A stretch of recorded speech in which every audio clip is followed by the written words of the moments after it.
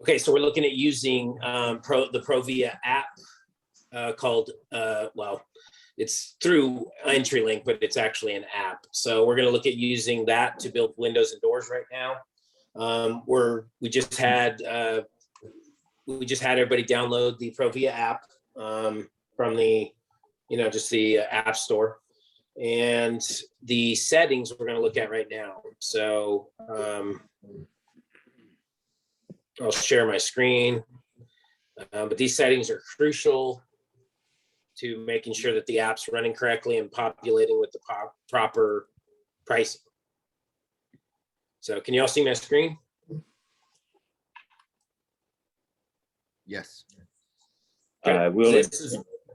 This is what your screen needs to look like. Oh yeah, I'm there. So do all three of those look the same, and then show pricing automatically is toggled on? It is now. Okay, now I need you to hit synchronized over on the bottom left.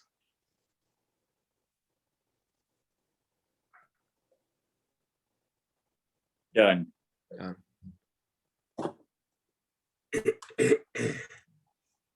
So synchronize, okay, done. And then we should all be on this page.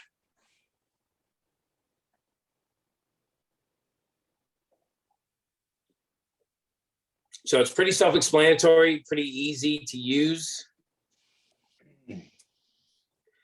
As you can see down at the bottom, we have doors, windows, stone, roofing, about us.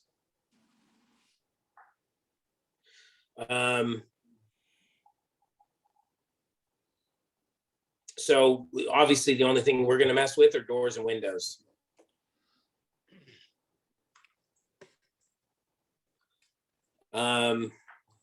We'll walk through doors. Some of this stuff may be foreign to y'all because we haven't really talked about doors too much, but y'all are going to need to run doors as soon as you start running windows.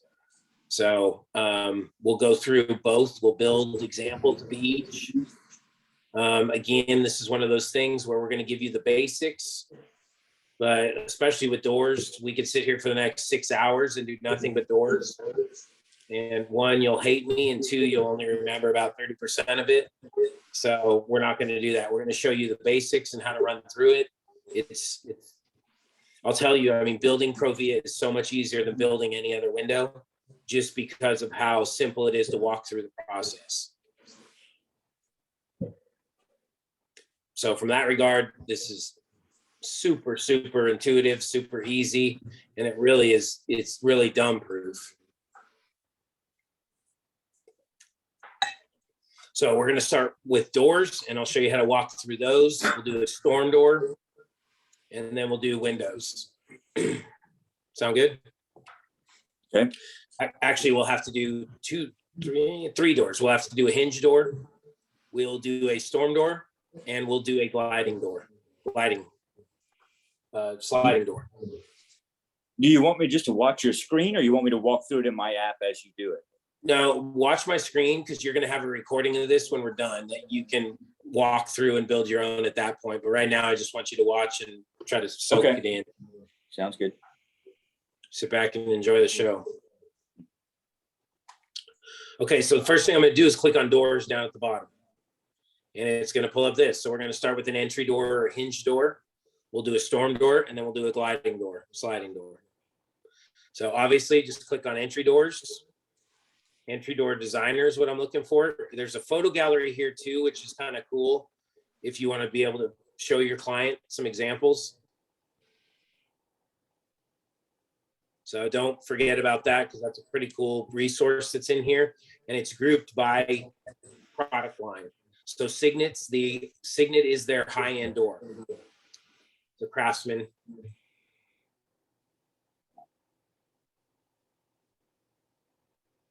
So Signet is for sure their flagship product.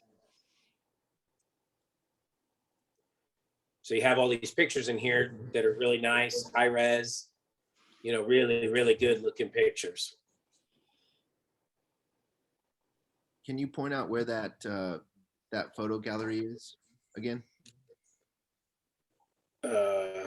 Yeah, so entry doors. Oh, Entry door designer, brochures and video, and then photo gallery.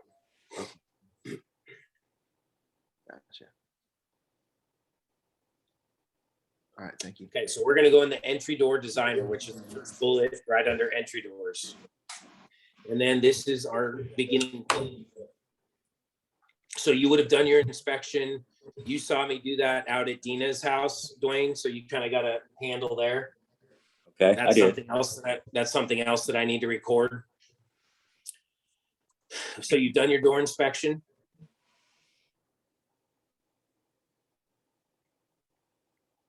And now we're going to build the door. You've taken your measurements, you know, if it's in swing, out swing, hinge, you know, where the hinge is going to be. And now we're going to build that door. So we can do single door, we can do French entry, which is 2 handle sets. See that in the middle? There's a patio door double, which is going to have a screen. The right side, as we're looking at it, the right side is fixed. Can y'all mute? I'm getting some weird feedback. Thank you. So the right side is fixed as we're looking at it. The left side is operable, and you have your screen. So notice the difference. There's an important distinction there. French entry door is, in my opinion, that's how these, you're paying more. So if you have the same size opening and you're putting a hinge door or a gliding door in that opening, the hinge door is going to be more expensive, to probably 20 to the tune of 20 to 30%. So the reason you pay more for a hinge door is to have the French look. I don't like selling these. You're paying more for something that, in my opinion, looks like garbage. If you need a screen, do a sliding door. That's how I try to direct people, because when you have, it's just cumbersome, it's unattractive, and you're paying more for it. You know, think about it. You got to open a hinge door, then you got to slide a screen.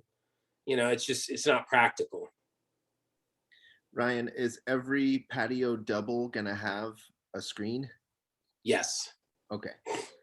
And that's one of the major differentials between a patio door and a French. French doors do not have screens.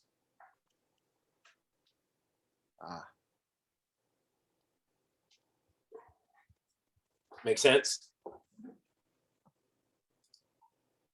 Yes. So we're just basically working off the assumption that if it's a patio double, it's going to have a screen unless it's a French door. Correct. And like I said, if, you know, in your discovery, you want to talk to them, are you looking for a screen? Do you want a screen? No screen? And if they want a screen, you need to go down the route of, hey, have you considered doing a gliding door? It'll save you some money. It's a little bit more copacetic, you know, because both doors are sliding. You don't have one that's hinged that you have to open and then another one that you have to slide. So it just makes more sense. Okay. And so in that case, we would just exit out of this door and go to sliding. Yep. Well, yeah, you shouldn't be this far. I got you. You should have talked to him about that during the discovery, during your inspection. And, you know. Yeah, that makes sense. I'm tracking.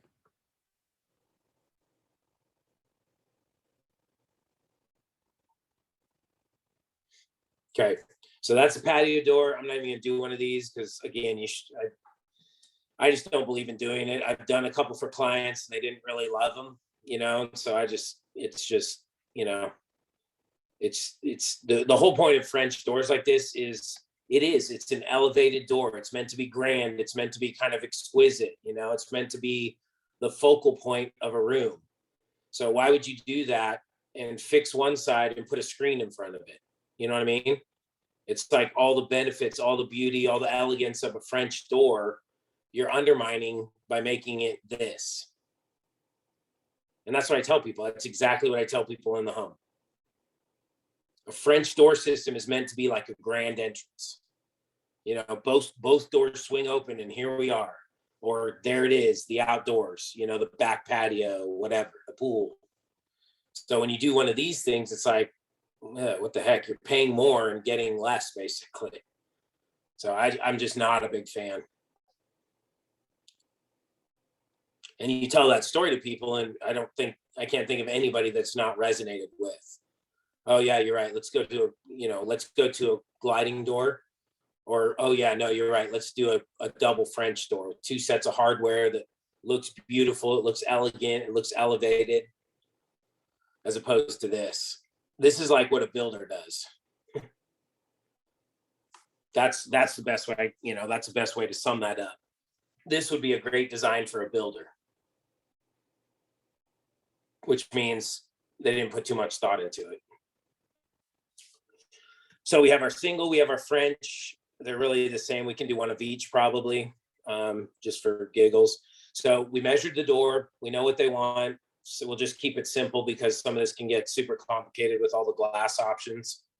So we're just going to keep it simple. We'll build one of these. We'll build a double, and then we'll move on. So you have your single, patio, French, and patio door triple. We're going to do a single.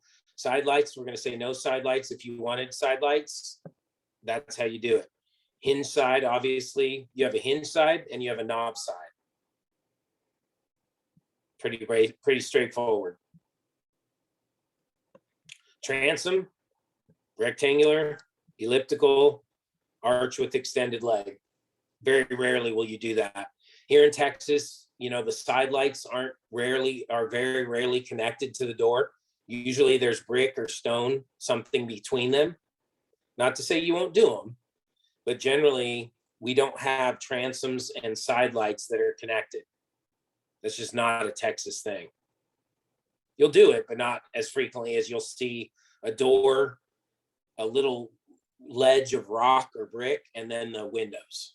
That's what you'll see more commonly. And so in that case, when they're not connected, we would not be replacing the side lights. We would be replacing the door. You would be replacing the side lights with the window. Gotcha. Okay. Makes sense. Okay. Frame type. The only one you're really going to focus on is probably frame saver frame. What that is it is a composite frame 16 inches up on both sides, on the sides of the door. So it doesn't rot from the ground up, from the threshold up 16 inches. It's a composite frame that's guaranteed not to rot. Are you both clear on that? Because that's a huge selling point when we're talking to people. No, Ryan, I'm not clear. Repeat that, please. So you know where the threshold of the door is? Yes, I do. It's at the bottom. Okay, so go up on the sides, on each side where the jamb is. 16 inches, that's composite. So on each side of the frame, 16 inches is composite? Yes, correct. Okay, I got you now. So 9.5 times out of 10, you're going to select frame saver frame. Door operation. So this is where, for clarity, what is the bottom 16 inches made of? It's just a composite material. It's like a hardy plank basically, but it's more PVC based. Okay, and then so the rest of the frame is wood. Yes. Okay, got it. And that's simply for durability reasons. Strictly durability, because that's where most doors rot, is right there at those cracks, right at the threshold, because water just sits there. Okay, got you.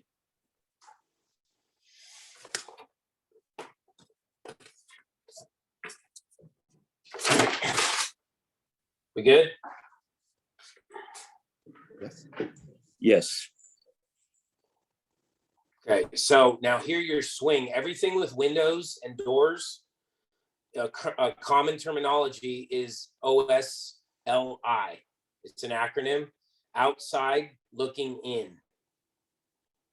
So this is confusing because the way we view everything is from the outside looking in. The way that the homeowner views everything is from inside looking out.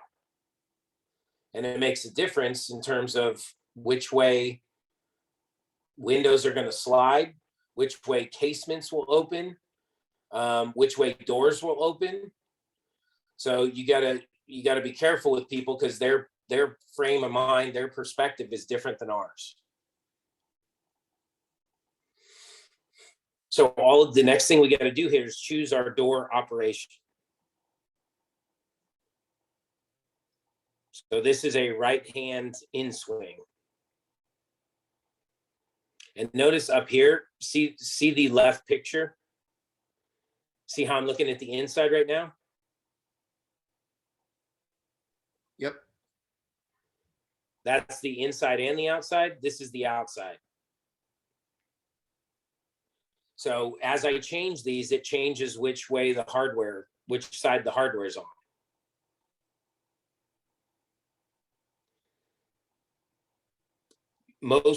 All front doors are going to be in swings. The difference with in swing and out swing, in swing is generally it's a little less secure. So if you have somebody concerned about security, you might talk to them about outswing. The way to rationalize this to people is on an in swing, guess what? The door is meant to swing inward. On an outswing, the door is meant to swing outward.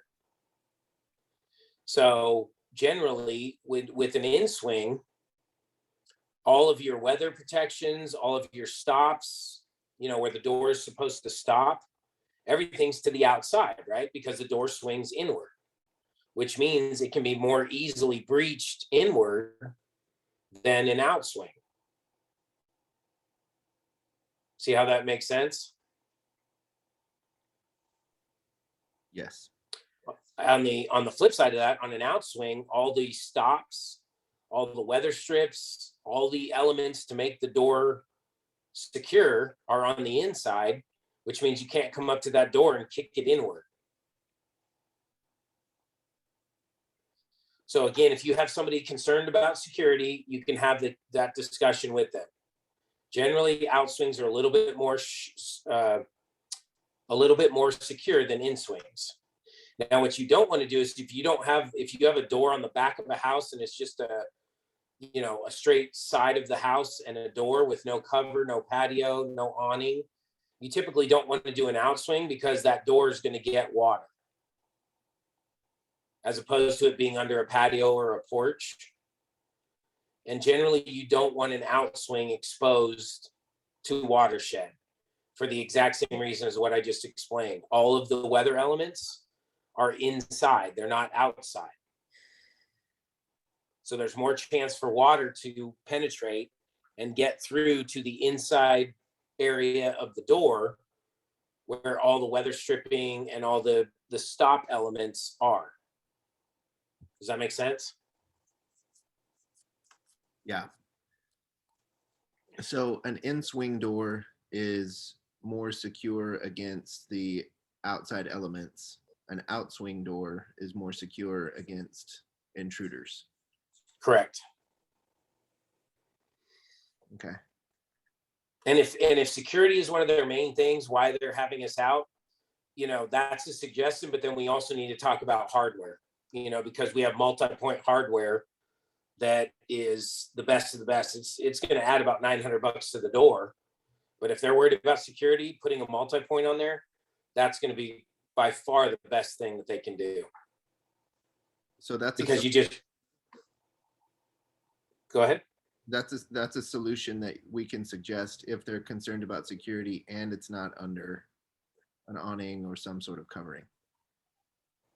The multi-point?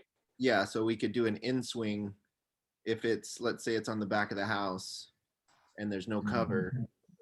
You can do an in-swing with multi-point hardware if their concern is security. Correct. Okay. Yeah, because with that multi-point, you're not going to be able to breach a multi-point. You're going to have to break through the glass. Okay. And we'll look at why when we get to the hardware aspect. Okay, so everything we do for windows and doors from this point forward, if it's outside looking in, OSLI. Which means when you're in the house doing your measuring and you're talking about which way a window is going to open if it's a casement or which way a window is going to slide if it's a glider, you need to let them know, hey, everything we do in construction is outside looking in. We're clearly in the inside of a house and your perspective is inside looking out. So that's what we're going to go with. And just know mine terminology is going to be opposite of yours. The terminology that you're going to see on the paperwork is going to be opposite of what you think it will be. And that's great. That's exactly how we want it. Ryan, quick question, just for clarity's sake. In the home, is the client looking at this page as we're designing the door? Yeah, on doors, yes. Windows, you can use it to show them, but doors, you're building this with the client. Okay. On windows, it's different because you're carrying this thing around and you're measuring 10, 15, 20, 30 windows. Yeah. So you may show them, hey, here's what the color looks like, but they're not watching you build windows. With doors, they're watching you build the door because you can kind of change the design, the color, the style, the glass as we go. And it's way easier to do that with them looking at it. So they're watching the price change as we go. Correct. Okay. And I kind of like that because it's built-in price conditioning. Okay. You can always turn that off. Remember on the settings part that we first did, where it shows that little toggle switch, show price automatically. If you toggle that off, you won't be able to see the price. Which makes it hard if somebody's like, oh, well, how much more does that glass cost? Then you don't know. So then you got to save it, go in and look at the price, remember the price, go back out, rebuild a new glass, and then compare it to that, do that process all over again, and then compare it to that price, the first price. So it makes it pretty complicated. Plus, again, I think there's value to them being able to see what it costs so they're not, caught off guard. And again, that price, Ryan, is just for the door and the hardware. What is all? Obviously, No, that's signed, sealed, delivered. That's install, everything. Installed and everything. Oh, okay, good deal. All right. But that's retail. There's no discount. So Sure. Just FYI. Okay, so you've picked you've picked which way it's going to go. We'll just add a storm door and do it now. So if you're doing a combination door and storm door, you can add a storm door. And here, size storm door to fit brick mold opening, size storm door to fit jamb opening. Most of the time, you're going to do it to fit the brick mold opening, which would be like covering the whole door. If you do it to fit the jamb, it's going to be inside the brick mold, which we do occasionally, but not frequently.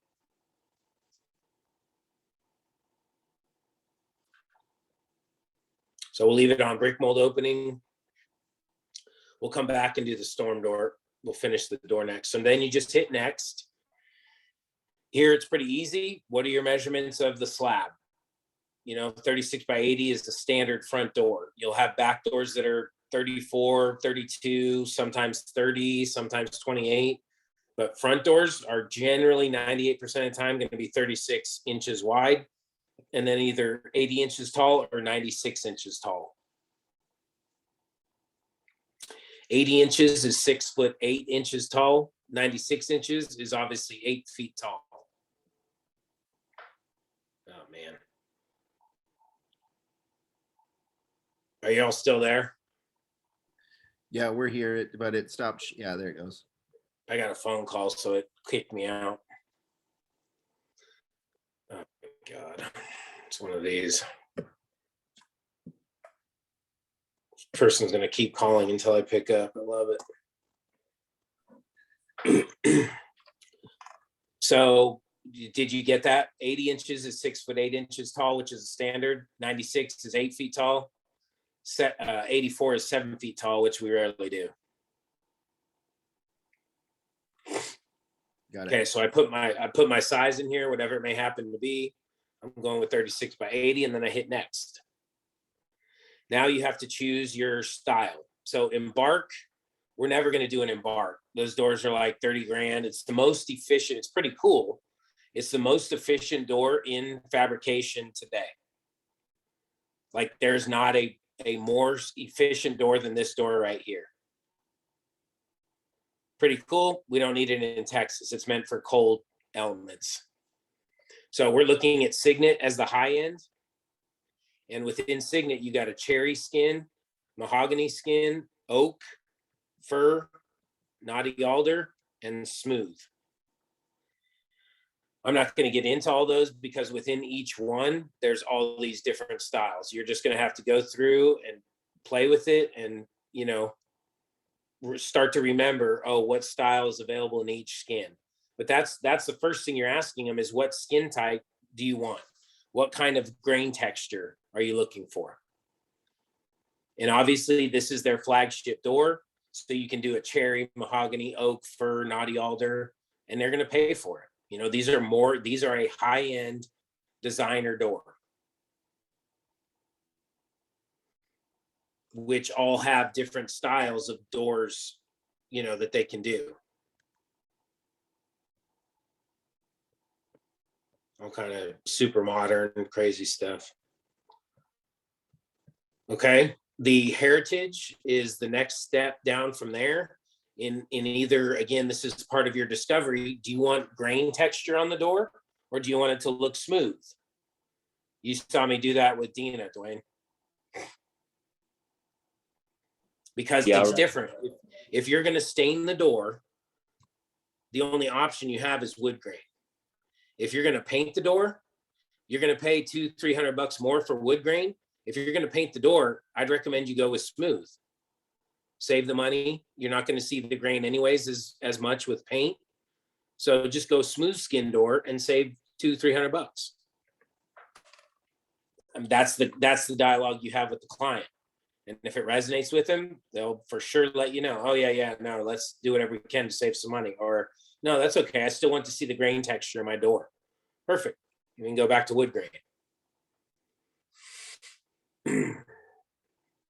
Vantage is a step below Heritage, and all we have is smooth. There is no, so if you're doing a back door and you know they don't want it stained, they don't need wood grain, you're going to save a couple $100 by going with Vantage and doing it that way.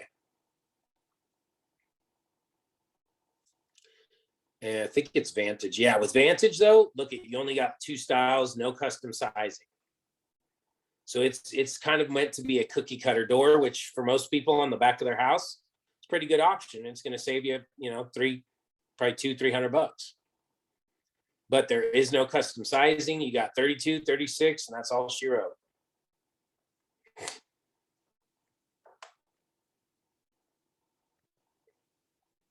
So Vantage is one step below. Then we get into our steels. So you get your legacy steel with smooth or grain, which is pretty awesome. We have some of these in the showroom. Y'all need to get by there and look at it, or definitely on Thursday for the team meeting, you need to see this. It's pretty impressive, the fact that they can put a grain texture in steel. It's pretty amazing.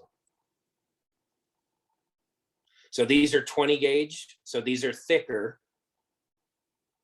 And then we drop down to 24 gauge, which again, is your more basic. It's like the Vantage equivalent. Limited sizes. And all you have is smooth. There is no texture in these styles.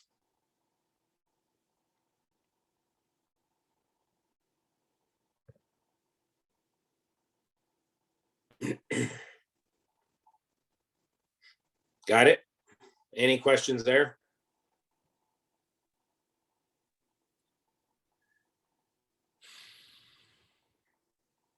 Sounds pretty good. So I'll build a Signet. We'll just assume that. We're going to choose Knotty Alder, which is my favorite. We're going to do panel planks. And then they get to pick the stain. You'll have samples of all these. So we can do different inside and outside. That's pretty cool. So you could do a red velvet inside or outside and a Windy City inside if you wanted to. It jacks the cost up, but you can do it if you want. Actually, here it doesn't. That's weird. On all your other doors, it will create a price difference if you go with a different interior and exterior color.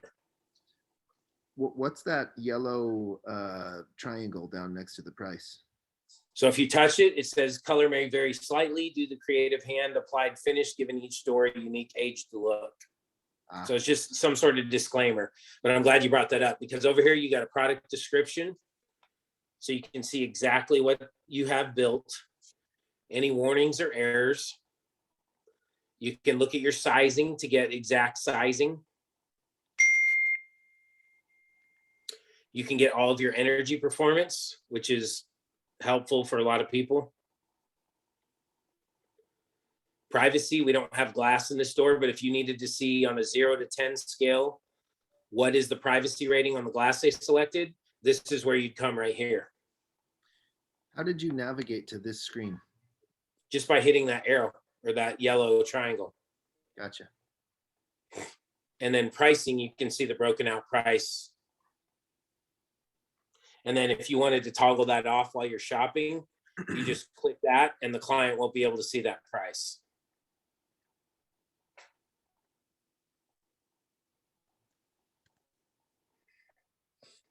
Okay, so we got our color. Don't worry about pre-fit cladding. We're never going to do that. Don't worry about caulking. Then I hit next. Now we're hardware. So the first thing with hardware, we're going to ask them what kind of finish do they want. Look around the house. Well, I noticed the pulls on all your cabinetry in the kitchen is silver. You know, we're kind of in the area where we can see the kitchen. Do you want it to be satin nickel to match the pulls and all the hardware that you have in your kitchen? You know, little things like that just show that, like, wow, this guy's a professional. So look around. If it's by a dining room table, what is their chandelier? What color, what finish is their interior lighting?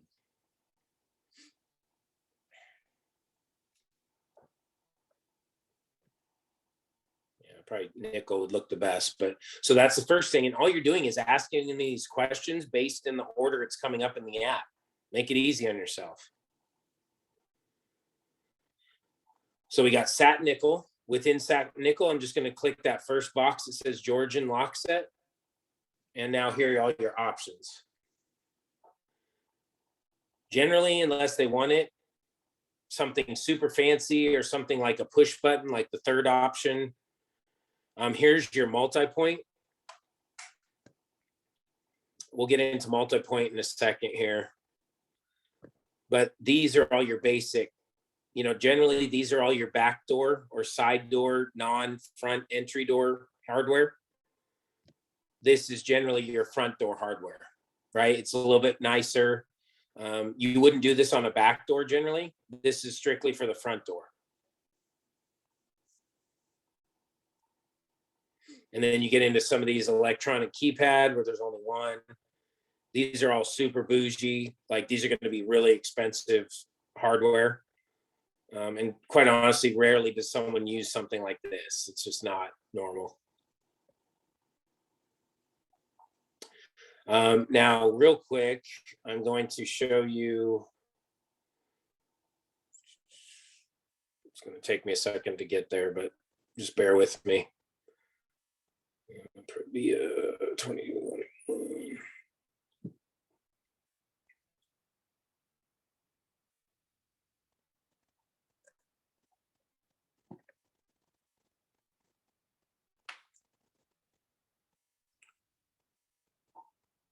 Dealer door. Why don't I have that in there?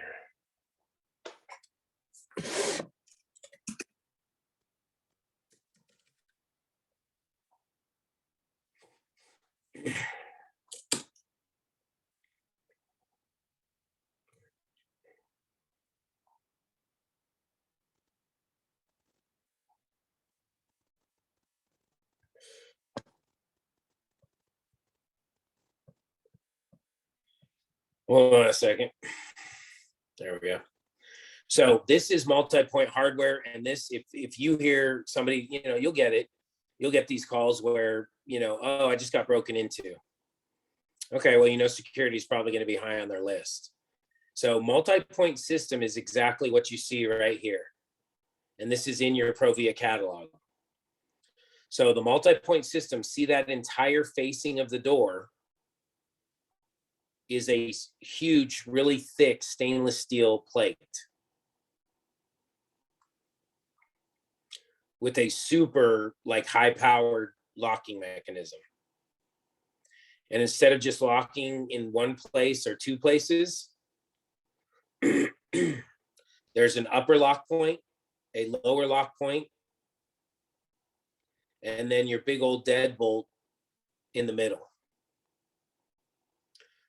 So there you can see Entrylink multi-point locking system provides more than just security. It offers homeowners better door closure and sealing than a single point lock. It has 3 1-inch deadbolts that latch with a deadbolt throw. Deadbolts include anti-saw hardened steel pin. A solid I-beam runs the full length of the lock and increases the strength and precision of the lock. Latch and deadbolt release with a single downward movement. So you actually operator initiate this with the hardware. Top and bottom latch design allows for door misalignment. 3/16 of an inch pull in when deadbolted. So you actually have to pull the door in and engage the lock that way, and that's how tightly that's sealed.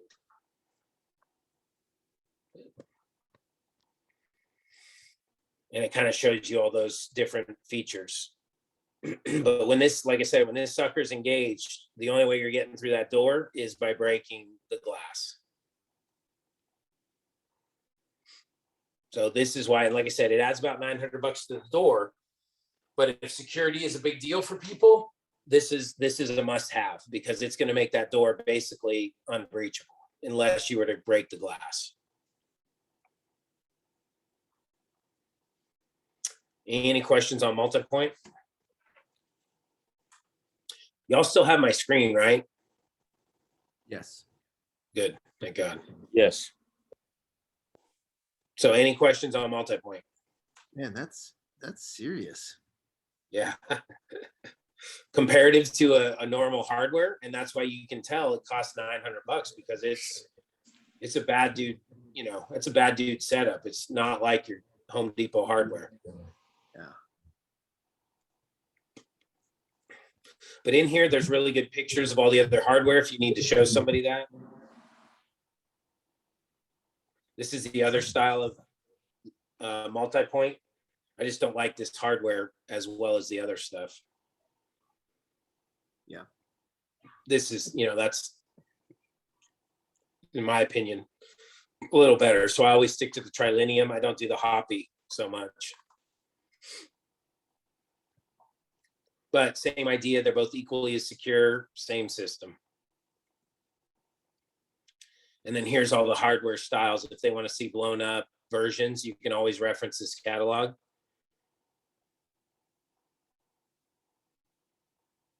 And have all these styles available for, you know, really high res photos that they can look at. So we good with that? We can go back to the app. Any questions? No, I think we're good. Or I'm good. Yes, Wayne? I'm good. Yeah, I'm good. Good. Okay, we'll go back to the app. So here we are, we're picking back up. We're gonna go here, and I'm gonna go here, and I'm gonna go here. And then you can show them what that looks like. So generally, you want the style of hardware to match the door. So something, you know, that has scrolly, kind of really more decorative or ornate. This is a good, because see how the escutcheon, the back part of the door, the hardware that meets the door is called your escutcheon. So see how the escutcheon on this is kind of scrolled? The escutcheon on this is very geometric. It's very rectangular. The escutcheon on these is very oval. Yep. So match your door style, put some thought into it, match your door style with your hardware. On this door all day long, I'm going to choose this because look at what we got. It's all vertical lines. Aside from that soft arch up top, everything is very geometric. It's very rectangular. It's very linear. So I'm going to choose this hardware on a door that's you know, super scrolly or it has a lot of embossment to it, a lot of like flowing arch type stuff, I'm going to use that one. But with this door, that just looks like garbage. It looks like two different timepieces. And then on something where it has a rounded glass or an oval, I'm going to choose this hardware, which is going to align with the door. With this, it looks like trash. That just doesn't look right.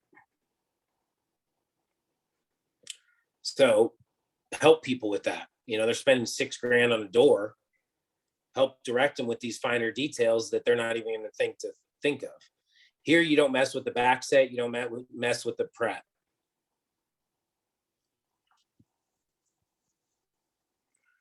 So we just selected our hardware. So basically, whenever you choose the outside hardware, it's going to match it with it's going to match the inside. No, you select it. Okay. So here's your outside. I can do a knob. I can do this. I can do that, or I can do that. Okay. So you select both of these, or let them do it. Okay. Cool. Mm-hmm. You can do a peep sight, a knocker viewer, or a colonial knocker. Looks like a bottle opener. I don't know what's going on there. So if you wanted a peep sight, you just put it in there. Prep only, just keep standard prep. Now we got a peep sight in the door. If you wanted a kick plate, you can select the kick plate, which is awful. You can do a mail slot, which sometimes you might do that in like Alamo Heights. It's about the only place people have that. Clavos are these little steel buttons. See that on the outside? See those are called clavos. And then these are called strap hinges. Ooh. Nice. If you wanted a second deadbolt, you could do that and add it on there. You're not going to see it on the outside, but there you go.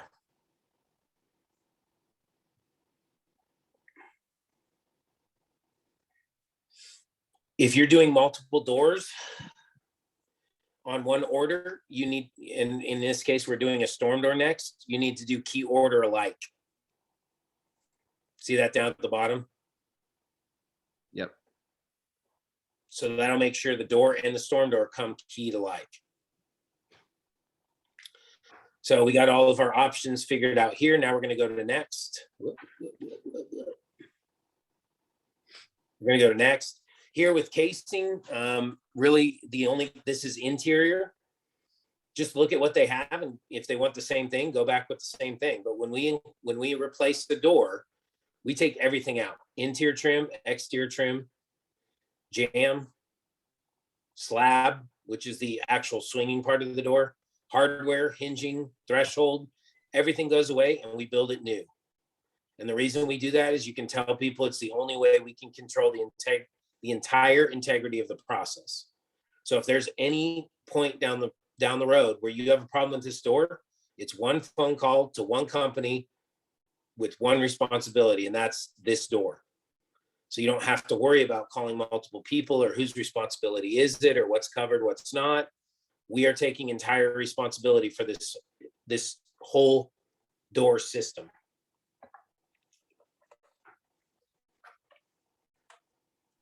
So ask them if they, like this is a very modern trim, the flat trim. Colonial's 3.5 is very wide. What you're going to have in the house is 3 1/4 or 2 1/4. We go a 1/2 inch, or excuse me, we go a 1/4 inch wider on the new trim to cover up the paint line. So if you have 2 1/4 inch Colonial in the home, which is your standard trim size, you select Colonial 2.5. If you have 3 1/4 inch trim, you're going to select Colonial 3.5.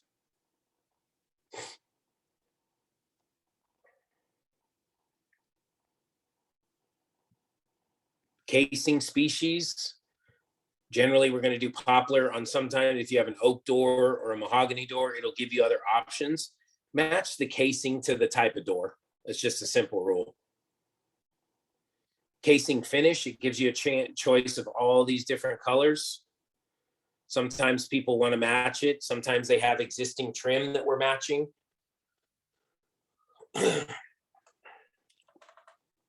So, you just need to figure out what their intention is inside and what they want that casing around the door to look like.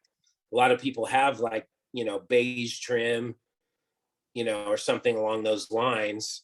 So if that's what they want, then do that. If they want it to match the door, they can do that too. But the base molding coming up to that door is probably going to be white or off-white or something like that. So just make sure they understand that that's not going to be white like it is now. The base molding is going to be white, and the casing around the door is going to be the Windy City or whatever color you choose.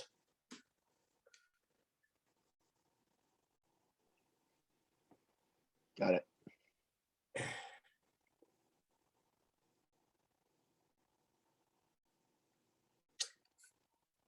So don't worry about base blocks, back bands. Don't worry about any of that junk. That's all installation stuff.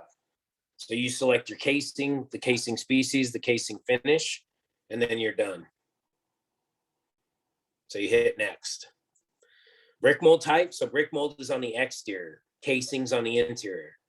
If it's a super wide brick mold, you do 3-inch. Standard brick mold is 2-inch. And then you can go here, standard brick mold or flat. Generally, we're doing standard brick mold. Now here, you're going to select your threshold type. I did, Dwayne, for Miss Smith, I did an ADA compliant threshold. And it took us a lot of time. It would have been much easier just to give her this other one, but she's going to love this ADA compliant threshold because she's going to be able to get her walker right over it. Yeah, I remember you going through that and finding it for her. Yeah. So now, because we're doing satin nickel hardware, we probably don't want to do a bronze threshold. We want to match the threshold to the hardware, right? Because that's one thing a builder doesn't do is we got antique brass hinges, we got satin nickel hardware, and we got a bronze threshold. So point that out to people. Hey, look, at the builder he put absolutely zero thought into the hinges, hardware, and threshold. I'm going to make them all match for you. And it's a little difference, but it's a significant difference when the door looks like it was put together with somebody that knew what they were doing. You're going to love it as compared to what you have now.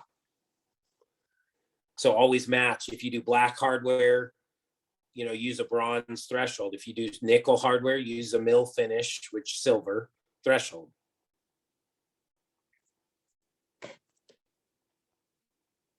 You'll have a sample of this auto adjusting threshold. They created this threshold to meet coastal requirements. So as you can expect, coastal requirements are much more stringent than the requirements we have.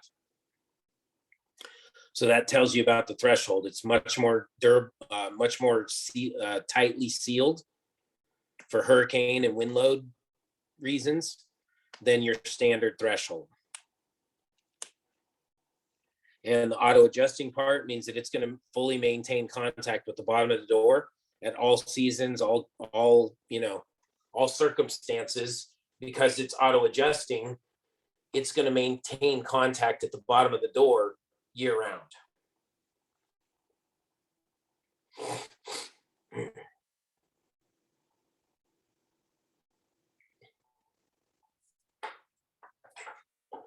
So we got our threshold going on.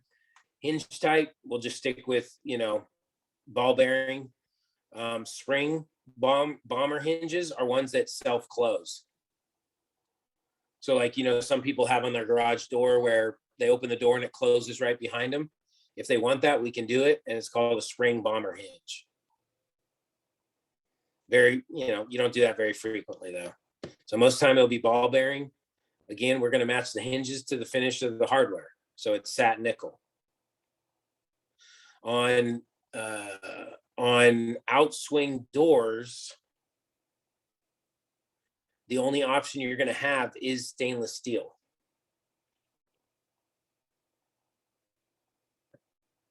So I'm going to change it to outswing. Where are we? Yeah. So I just select the threshold, and then look at because it's outswing, the only option I'm going to have is stainless steel. One, you only see the hinges on the outside, so it's not as big a deal if it matches the hardware. Like if we did a black hardware, stainless steel hinges don't really matter because you're only going to see them from the outside. What matters is if they are outside, so they're getting wet, they're getting exposed to the elements, they need to be stainless steel. Make sense? Yes.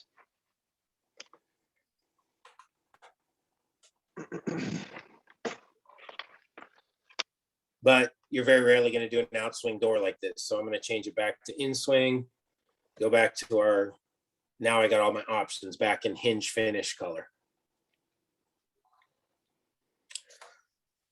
Hinge quantity is going to be 3 on an 8-foot door. It'll go to 4 hinges automatically. You don't need to do anything. Don't need to worry about installation kit. Security plate is standard. So this is a huge selling point with these doors. Where are you? There's pictures of your kick plate, mail slot, knockers, strap hinges, clavos, speakeasy, pet doors. You don't do those very often. Where's my security plate?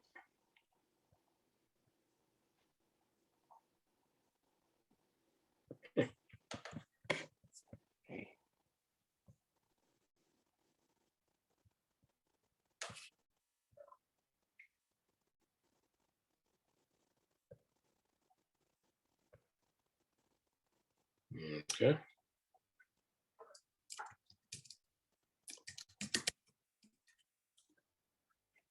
It's definitely not it.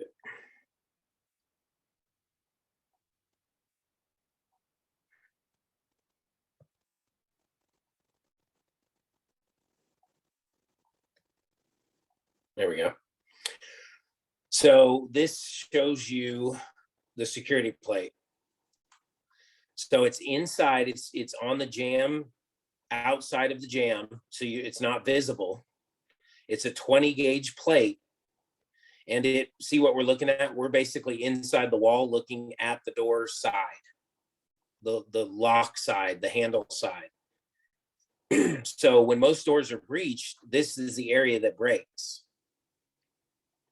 So standard is basically a 20 gauge security plate. So if somebody does try to breach the door, even if they don't use multi-point, you know, even if the door doesn't have multi-point, it still has this huge 20 gauge security plate for strength, right where the door is compromised most times when it's broken into.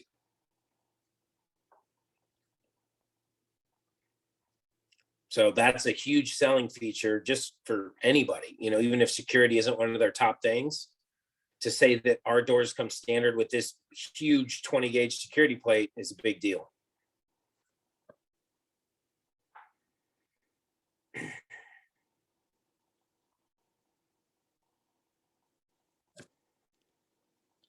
This is also a big deal on the bottom. You got 4 bulbs, or excuse me, 3 bulbs and 2 fins on the bottom of the door suite.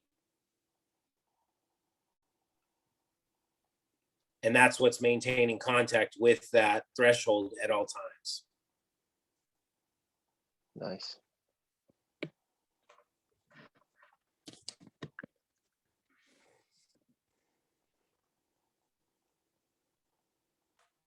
You still got, so that's where you see security plate, it's standard. Floor to strength rating, don't need to worry about it. It's not here. Fire rating, don't need to worry about it unless they want a fire rated garage door, you know, garage entry door. Then you can select a 20-minute or a 90-minute.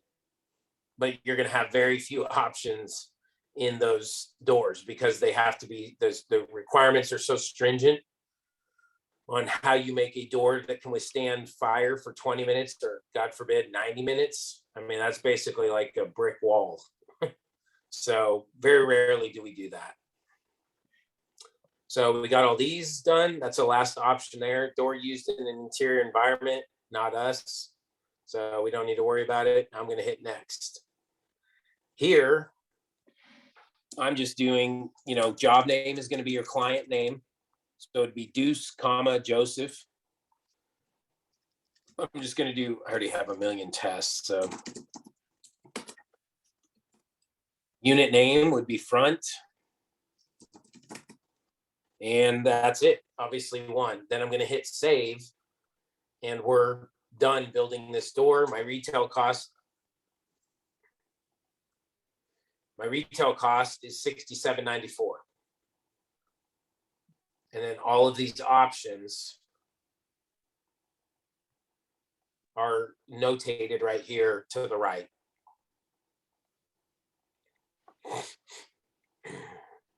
What's cool is this allows you, we'll do that after we're done because we still haven't built the storm door, but it gives you a really nice spec sheet that you can send to the client.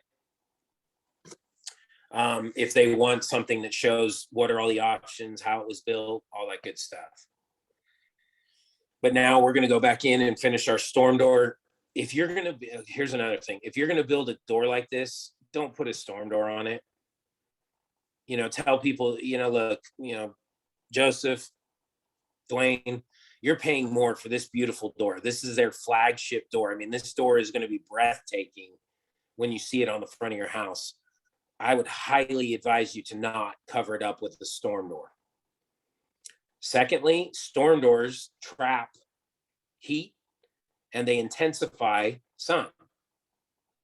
So a lot of people think, not a lot of people, storm doors aren't ultra popular here in Texas. We do them, but very, very infrequently. So, but both of those are realistic things. A storm door is an extra barrier that traps more heat and exposes the door to extra additional heat. It also, because it's glass, it intensifies the sunlight. So basically you're buying this beautiful, these doors, this is the door we have in the office sitting right by the front desk. It's stunning. Like you can't tell it's not a wood door. It's beautiful. But by putting a storm door, not only are you covering it up, but you're increasing the wear and tear on the door. So I always have that talk with people when they talk about doing a storm door. Just want to make sure they know what they're getting into because, storm doors really aren't all they're cracked up to be. But for the sake of the drill here, we're going to build a storm door. So I click on edit. I'm going to see below the door where it says switch to storm door. I'm going to click on that and it switches me to my storm door. Now, these are all different series and I couldn't even tell you the differences. I always have to look it up and I'll read it to the client. So I'll go to my Provia catalog in Goodreader here and storm doors was way towards the back. But what I do is I just focus on style. And again, if they have most people, I just want to be able to see out my front door and I want to be able to have some air come in the front door, in the front storm door. That's really what they want. So, which doesn't really require, a super ultra fancy storm door. So I'll find out what they want, what their needs are. I'll have them pick a door, style based on this, not even looking at, I'll go through all these starting at Spectrum and make sure that I cover everyone with them so they can choose which style they want. And that's where I go from there.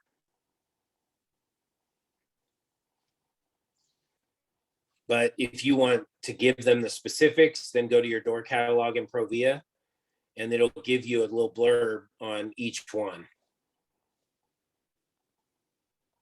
So here's the Spectrum door. So 2 invent retractable screens, triple seal bottom sweep, 1 1/4 by 4 3/16 wide sculpted frame. So that sounds pretty high end, right? Yeah. If you wanted and then it has all your styles here. If you wanted the decorator, triple seal bottom sweep, 1 1/4 by 4 wide sculpted frame. Decorator series provides a stylish, fresh look to accent your entry. And you can read that and kind of get a sense for where is this Spectrum series storm doors bring you smooth functionality, beauty, and durability. probably more expensive, just based on that description, right? Deluxe series is the answer whether you're looking for additional light, ventilation, or protection from the elements. Now we're getting kind of basic, right? Like, we're definitely moving down the spectrum. Now we're going to a double seal bottom suite instead of a triple on the first two. And it's 1.25 by 3 5/8 wide. So it's a little bit more narrow of a frame.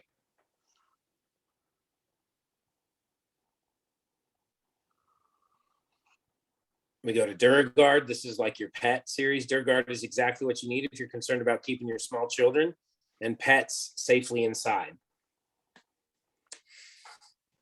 So you get the point, right? But this is all in your catalog. You got to know where it is and use it as a resource if you're going to do a good job for your client.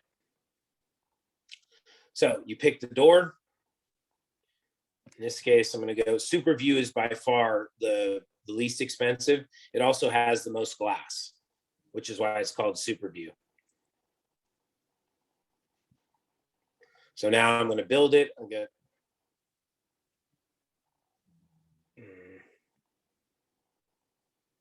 do that. Standard sash, no sash. If you do,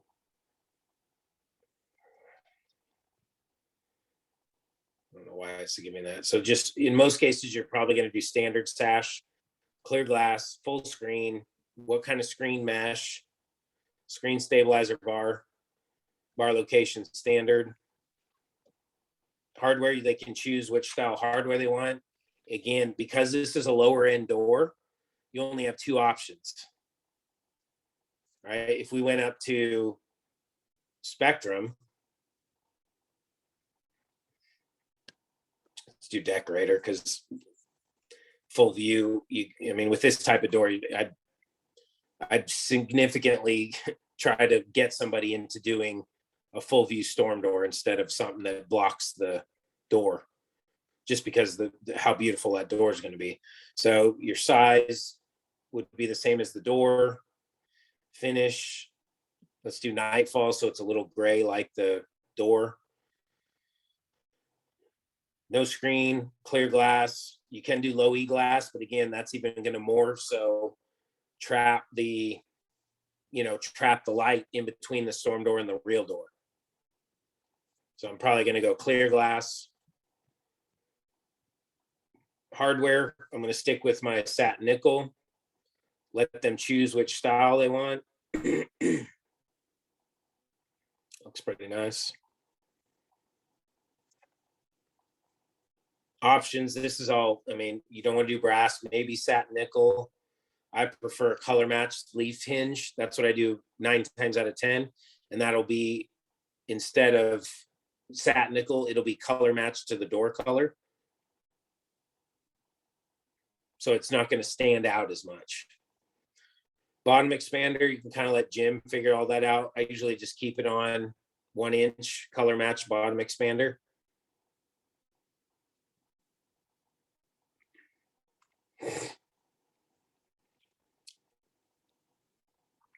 I don't even know what these are. I just leave it on standard Z-bar.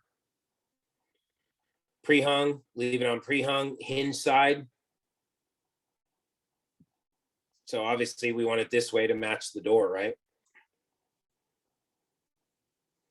So you always want both sides of hardware on the same side of the door. Insulated frame comes standard on this. These you don't mess with. I don't ever play around with these. So then we hit next, and we're back to the same thing. What does no sash mean? I don't even know.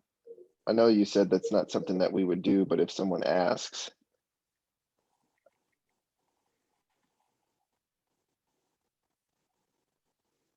Sides, I did on the other side. Hold on. On the line. There we go. What was your question? I'm sorry. So you had kind of the option of standard sash, no sash. What is no sash even? What does that even mean?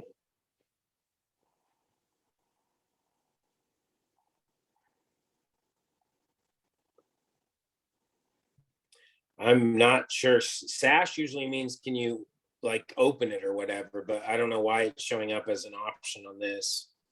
Maybe it's because it's, I don't know. Yeah. Hinge on left, set nickel. Okay, understood. What's also cool, see that warranty information down below? Oh, yeah.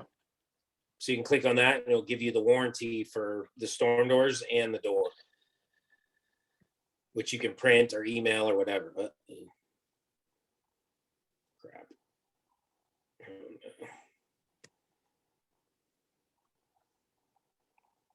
To go back and find it.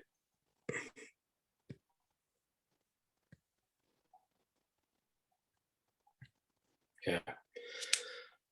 I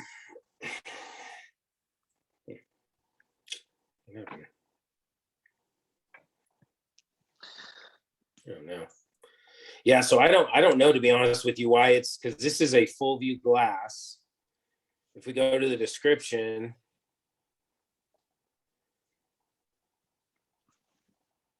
color match dual closure, standard sash, clear glass, no screen.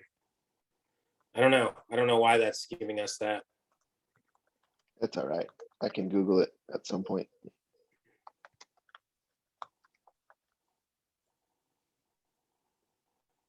Set nickel, we're doing this hardware. Generally, and the handle set prep, that's the height. Generally, you're going to do it at 39, which should be just below or above. I can't remember. I think it's above the door hardware, so they don't hit each other. Leave dual closers on there. If it's a door they're going to be using a lot and coming, most people don't use their front doors, but if it's a door they're going to be coming through a lot, maybe do a heavy duty closer for them. But if it's just used, their front door is just used when somebody comes to the door, then, you know, leave on dual closers.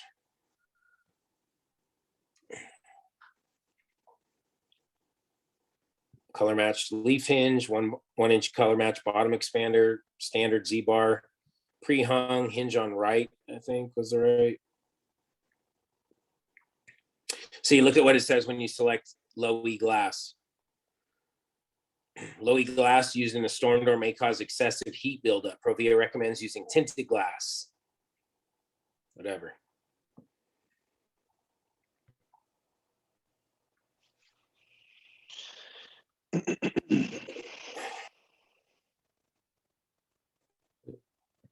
Left, there we go. So now we got our door. Finalize. And I'm going to change this to front storm. And then I can save it. So my door cost is $67.94. You have to be careful. What the heck? I don't know why I did it. Oh, because I opened it back up. So if I don't want these options, I can either hit the little trash can right there, or I can just exclude it from my quote. I'm just going to delete it, get rid of it. Okay. So now my door cost is $67.94. My storm door cost is $19.18. My total price is $87.12. That's the price that you can deduct your discount off of. So we built a door and a storm door right there.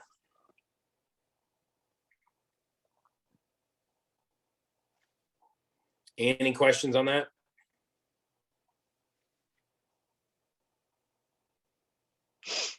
Not yet. Dwayne, you still alive? Yeah, my head hurts a little, but I'm still here. It's all part of the experience. That's why I'm recording this, so you can go watch it again, because you know I can't go any slower. We can't do this for 3 days because it's gonna, your head's gonna hurt even worse. You're gonna have to go back in and watch it and just break it up into chunks. And really, the best way you're gonna do it is just, I want to familiarize you with the system, and you're just gonna have to do it just experience is the only way to learn. Can't say it enough. I mean, it'll be the same thing when y'all transition to Hardy. It's going to be an overwhelm.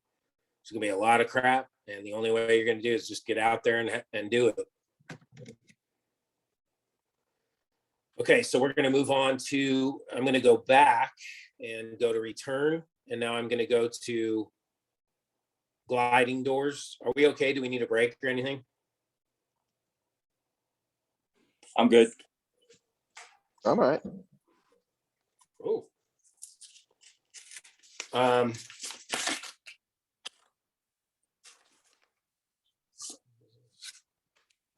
Unless you want one, Ray. No, I'm good, man.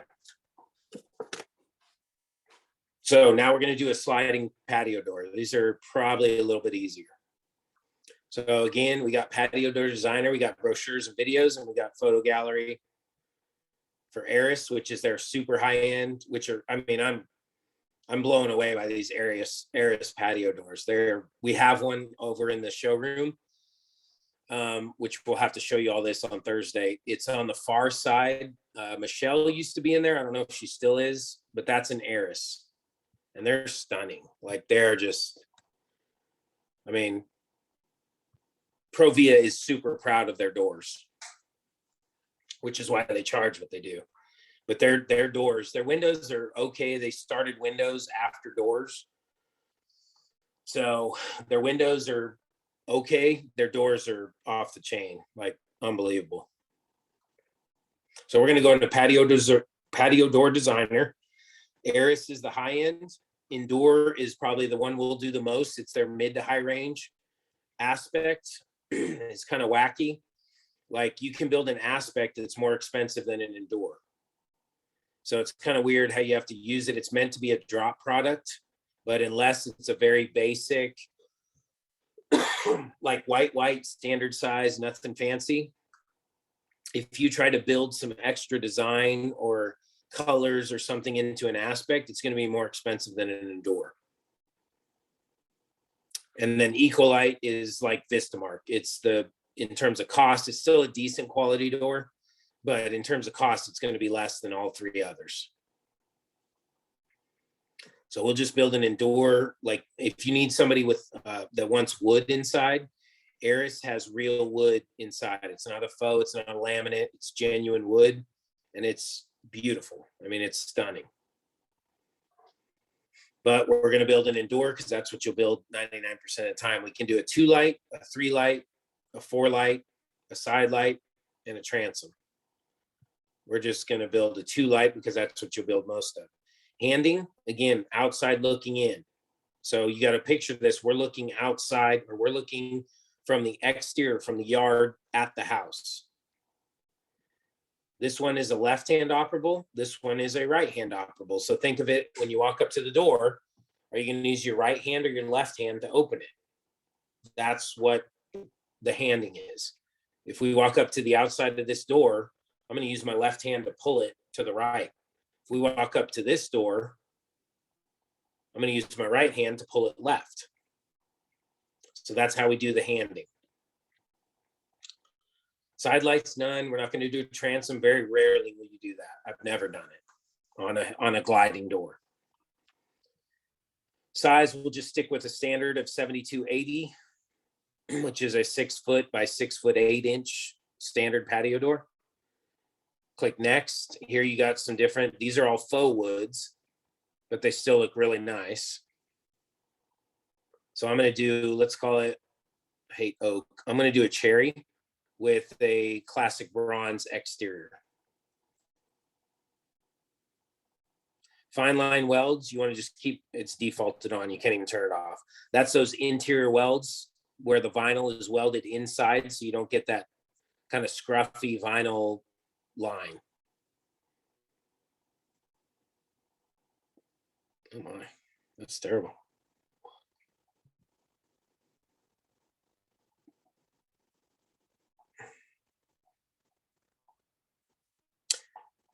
Okay, so now I'm going to go to glass. We can do our blinds in between because it's a standard size. If you get a custom size, we can't do blinds. We can do champagne, silver, tan, cream, and white.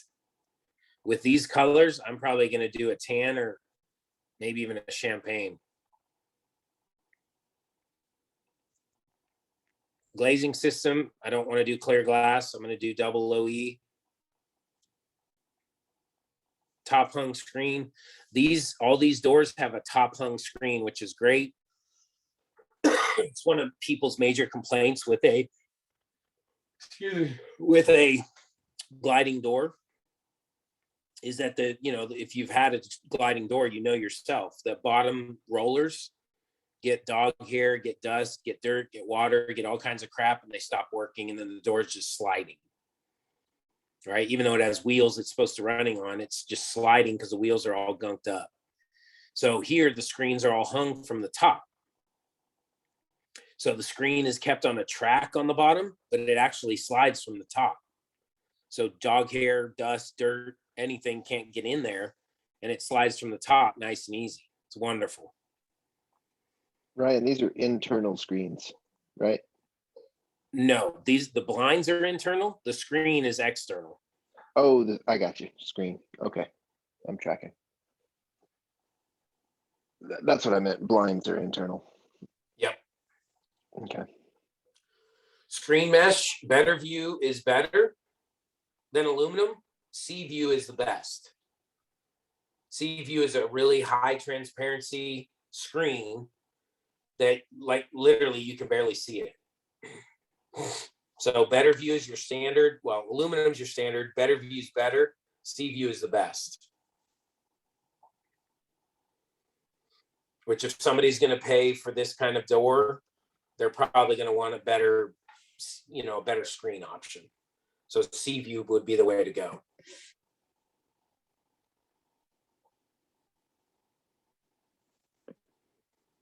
So I click next. Now I'm going to select my hardware. Again, this is pretty cool, like modern stuff down here at the bottom. This is more of your typical hardware. I'm going to just stick with, again, if you're doing a dark colored door, generally, the hardware is going to look better as like satin nickel, something like that. That dark, you can do it, but I prefer the satin nickel look on these dark finishes. On white, bronze looks really nice. So does nickel. So you can go either way. But with dark colored doors, I tend to go like a silver nickel hardware. So I selected that. I'm going to click next. Always ship knockdown. Always AccuVent multi-venting system. So instead of the old little foot bolt, or instead of putting the little wood down in the bottom of the track, in AccuVent is a specific locking mechanism.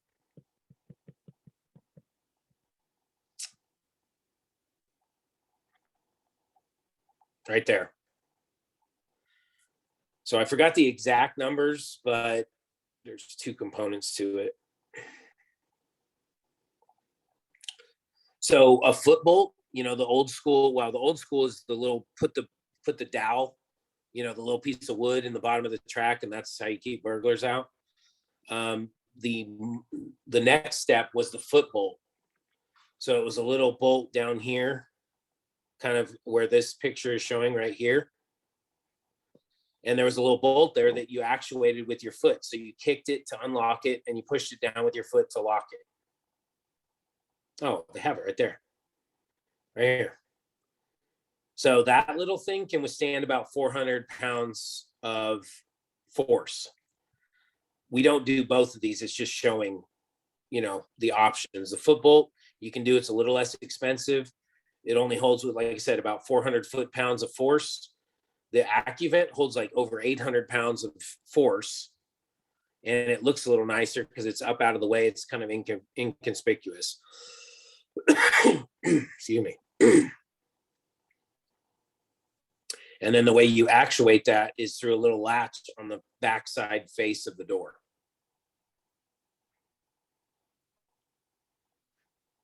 So typically the AccuVent is a modernized locking system. So you can do it without the the AccuVent, and you can elect a foot bolt. You can do neither, but I would say keep it on AccuVent. Again, because our inside is cherry, I'm going to stick with a bronze AccuVent system.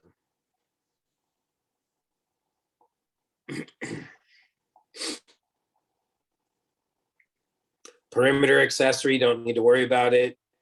Don't need to worry about A or B or C.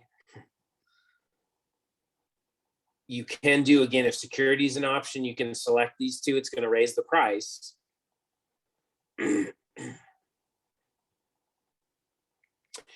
It's going to raise the price, but you can select those two options if security is a big thing. If it's not, don't worry about them.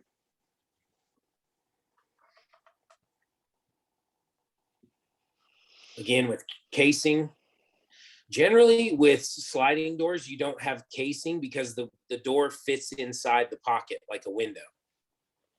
Now they can do casing if they want it, but unlike a hinge door where the casing serves a purpose of covering up the jamb, the space between the wall and the jamb, with gliding doors, it's going right to the sheetrock, just like a window. So we don't need casing. So if you don't want casing, do none. If they want casing, talk to them about which option they want. You can hold a tape measure up and show them what it's going to look like. Because you don't have a freaking whatever. Don't need to worry about interior stops. Don't need to worry about jamb extensions. So we're clicking next, which is going to be finalize. Here on unit name, I'm going to put back. But you can see the warnings: AccuVent finish and handle do not match because they don't have a satin nickel AccuVent. Internal blinds require 4 weeks additional lead time, 6 weeks total. So that's just something you can go over with them as you're building the door. So I got all this in here. I'm going to click save. And now it populates to my file. We got 12 grand for that door. Like I said, Provia is pretty proud of their doors. In most cases, like if somebody just wants a single color, standard size gliding door, Marvin will be cheaper than Provia. Oh, wow. Yeah. So again, if somebody just wants, hey, I want white, I want bronze, I want cashmere, I want black, standard size sliding door, no frills. They don't, Marvin doesn't do blinds. They don't do anything fancy like that. But if it's just a basic, they want a good storm door or a sliding door, Marvin will be much less than Provia.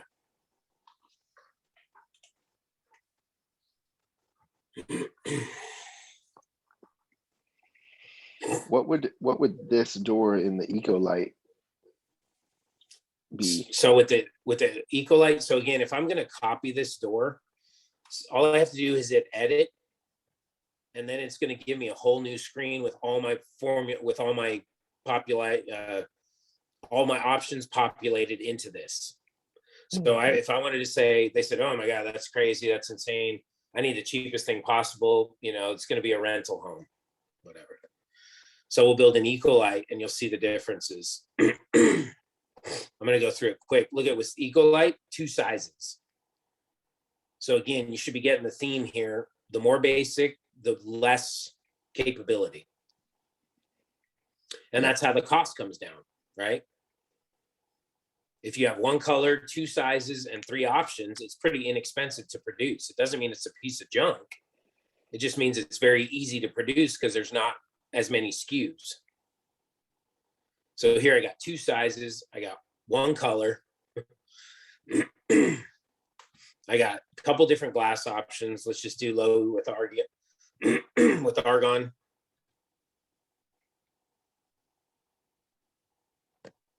Yeah. Hardware, you got some really cheesy plastic options. Let's just do white.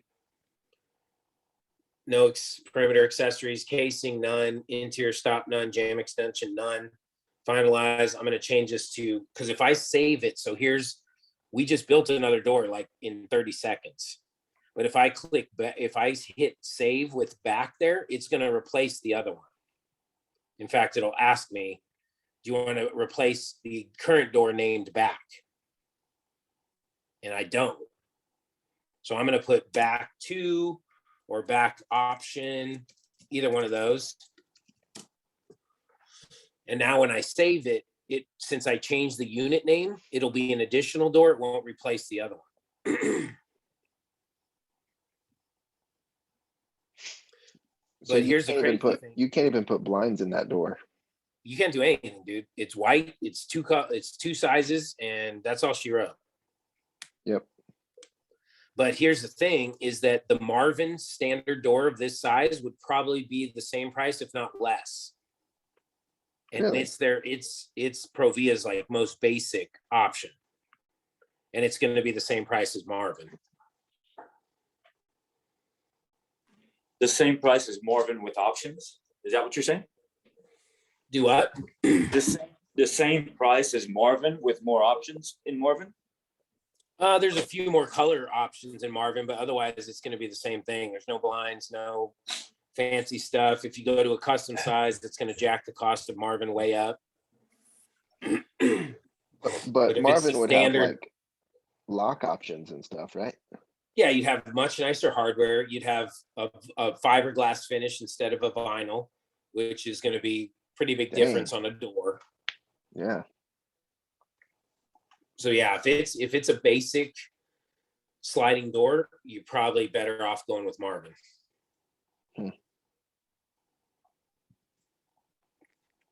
But that's how easy, and when we get to doing windows here in just a second, it's that easy using this edit button right here to just copy, and it's just like copying and pasting.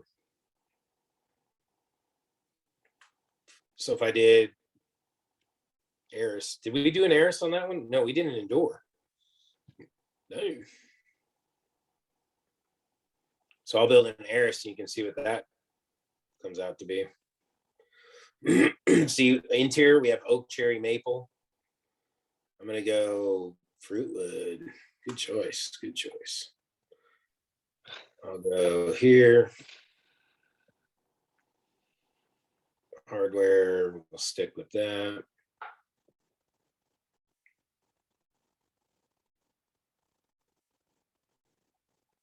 Never. Casing none, blah, blah, blah, finalize. Back option 2. Save. So that's 14.5. So that almost jumped up $2,000 from the Endure. But this one is natural wood. You know, it's natural wood inside, and it's.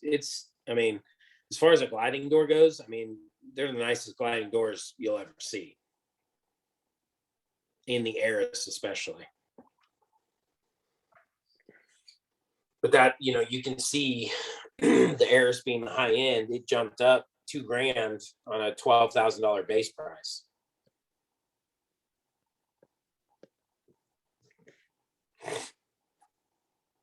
So, you know, again, you should be getting the idea here. If you're going to sell a Provia door, you need to speak to the value of it, because they're not inexpensive. They're not your everyday run of the mill, you know, average doors.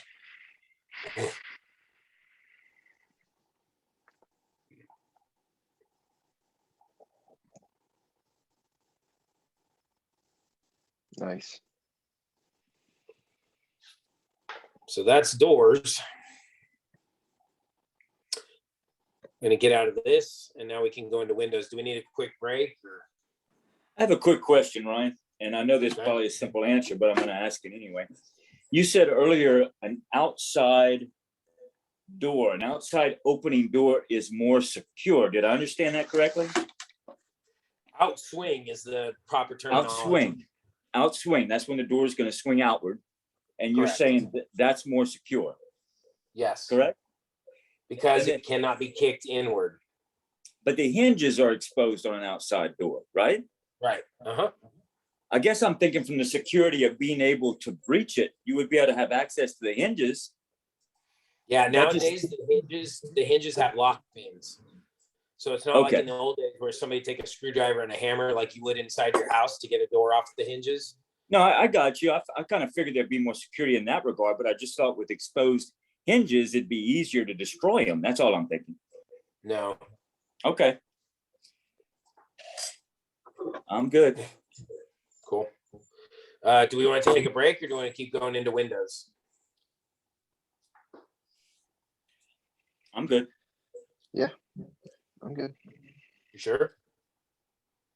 I'm as good as I'm gonna be. Nice. So here, obviously from the main home screen, I'm selecting windows now instead of doors, replacement windows. And again, you got photo gallery, you got brochures and window videos, and you got window designer. So I'm clicking on my window designer and here we go. Not complicated, but it is kind of tedious. Okay, but I'll show you how a way to kind of work that out where this could really be your best friend.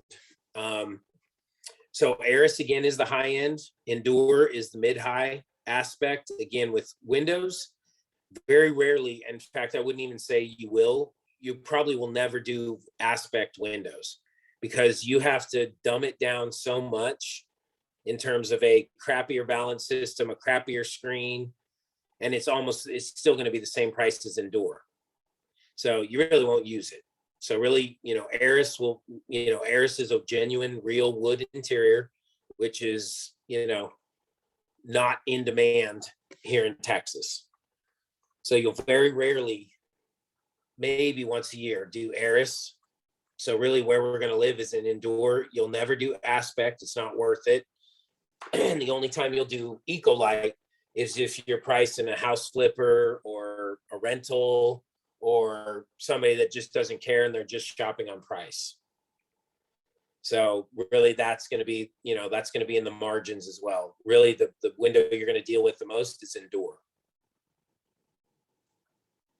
And I'll give you some info.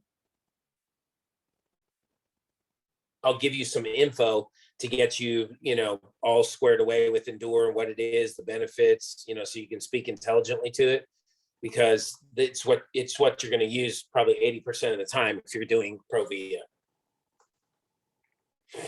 Okay. So that being said, we'll stick with Endure.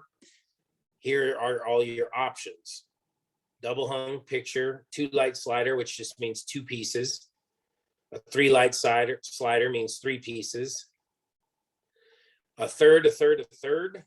Let's just do this for visual.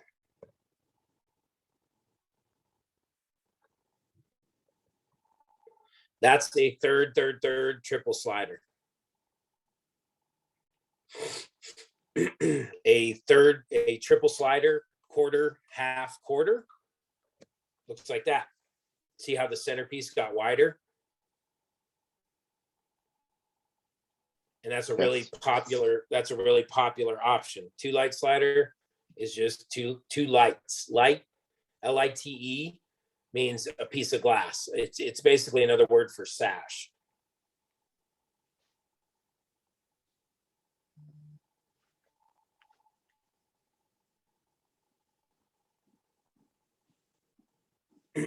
Fixed casement means a casement that's going to look like a casement for aesthetic purposes, but it doesn't operate.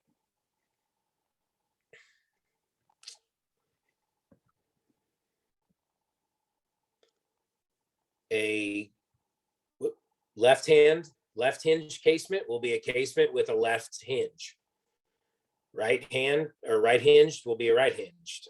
Awning is a window that is hinged at the top and it folds outward. Same idea as a casement, but as opposed to a casement being hinged on the sides, an awning window is hinged on the top of the window. So Ryan, it folds quick question. out. Mm-hmm. On the hinges, this is inside looking out. Left hinged means if you're inside the house, the hinge is on the left side. No, it should that still right? be outside looking in. Okay, outside looking in. Got it. Yeah, there it is. Loioli. Oh, there you go. Yeah, outside looking in. Okay. Two light casement means it's two casements together, fabricated in one opening. So these casements would hinge outward from the outside edges. So if that makes sense, both would be hinged in the center. Three light casement in the same, a third, a third, a third, or a quarter, half, quarter. Hopper windows, we don't do. Those are like basement windows. Garden windows, we don't rarely do. If you call me about a garden window, I'll tell you to try to talk the person out of it. And that's happened. You can ask him both with Jeannie and Chris. That's happened. And Chris's went very well, because he opened the people's eyes to, a garden window costs about double the cost of a normal window and has all kinds of maintenance and efficiency issues. So he was able to talk them out of it very easily. With Jeannie, it took a little more time because I don't think she grasped, kind of what I was talking about. Well, you just click garden window and there's not a picture there. What's up with that? Yeah, it won't show you any rendering. Okay. So we got circle tops. What the heck? There we go. So we got circle top with extended legs, half eyebrow right, half eyebrow extra long with the legs, half eyebrow right with the legs, full eyebrow with the legs, trapezoid left, trapezoid right, triangle left, triangle right, octagon, operable octagon, which is kind of cool. There's no other window line that has that. Pentagon, full circle, quarter circle left, quarter circle right, quarter circle with a leg, quarter circle right with a leg, Gothic with legs, elliptical, single hung circle top finally, single hung full eyebrow, and then some other custom shape, which you'll never use. So really what you're going to do, there'll be, if you get these, you hopefully won't initially. If you get these, if you have a question, it's pretty self-explanatory. You'll do trapezoids, you'll do eyebrows, you'll do some quarter circles, but a lot of these we don't even do.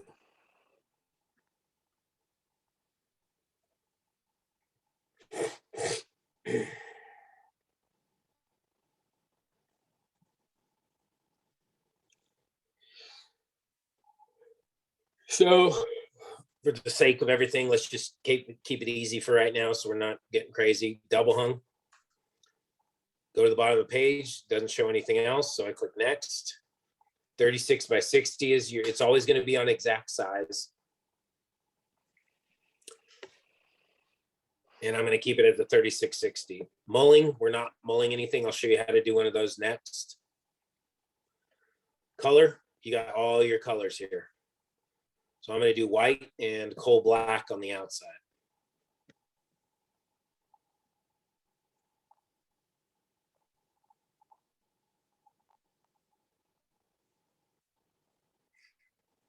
Let's see something real quick.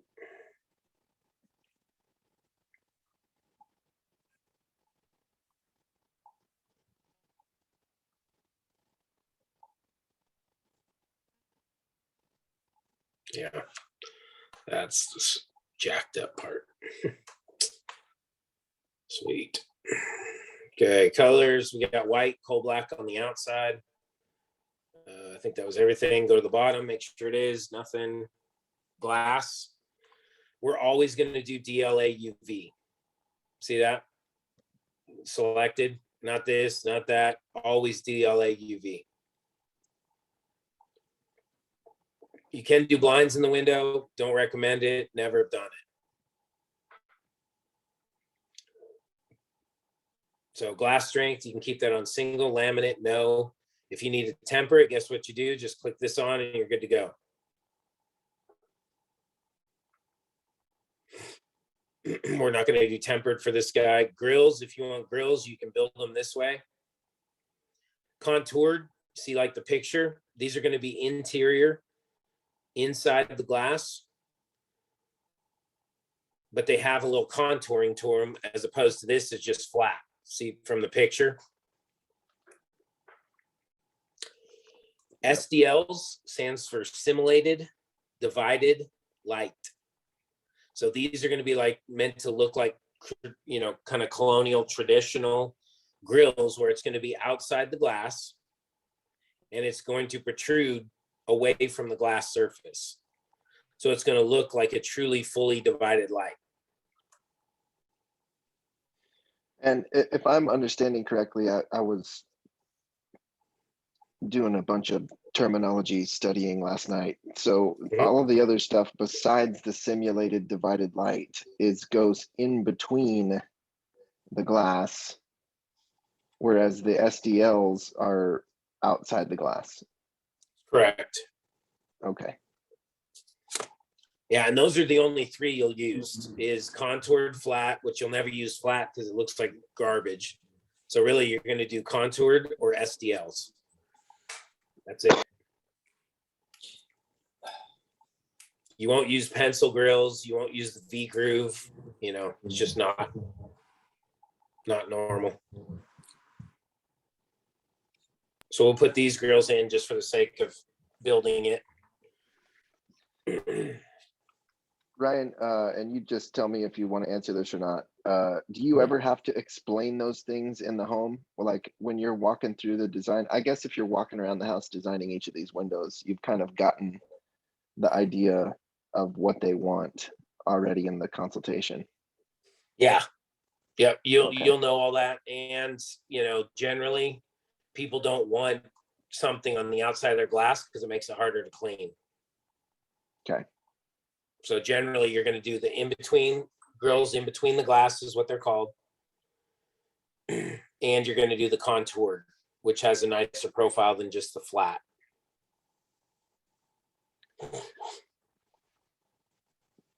So it gives the look of the depth, like from the street, like looking at the home, which is what you would get with the SDL. It's just inside the glass, so it makes it easy to clean. Correct. And still achieve the same purpose. That's what I was about to ask. So when you're cleaning it, you have a smooth surface to clean. Am I correct? Okay. Yeah. All right. Nice. So moving on, inside grill color, it's going to default to your color of your windows. You just got to be careful because there's only, when you're doing grills in between the glass, there's limited colors. So you got to be careful that you're not doing some color that we can't do an interior grill on.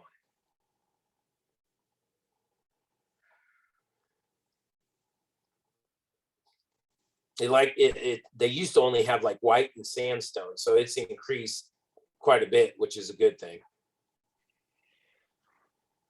But what you're saying is that there's basically, there are more colors for frames and sashes than there are for grills. Yes. Okay. Yeah, because look at all these colors. Yeah. And then look at the grill colors. Right? It's not nearly as many. So the point you just made is make sure that you're able to match them.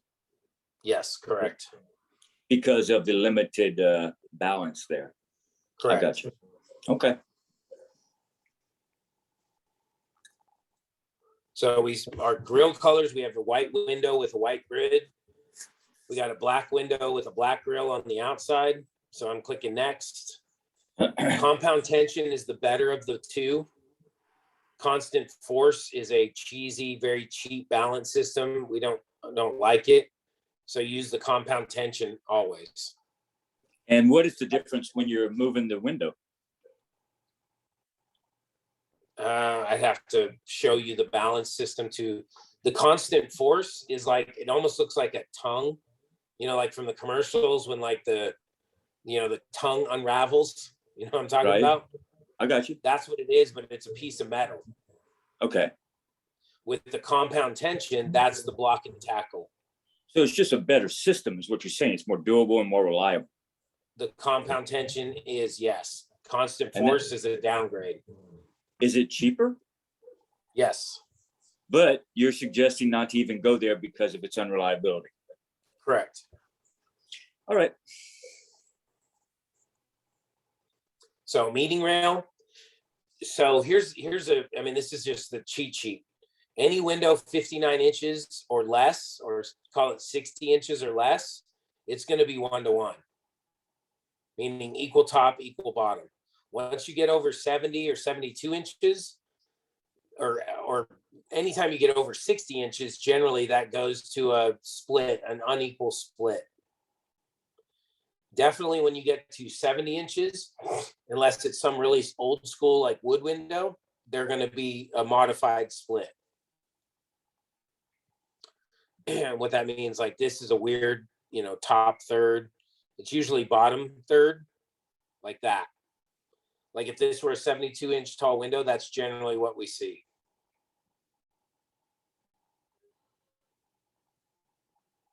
Is that the other option on 60 inches or less tall is just equal 1-to-1 right there.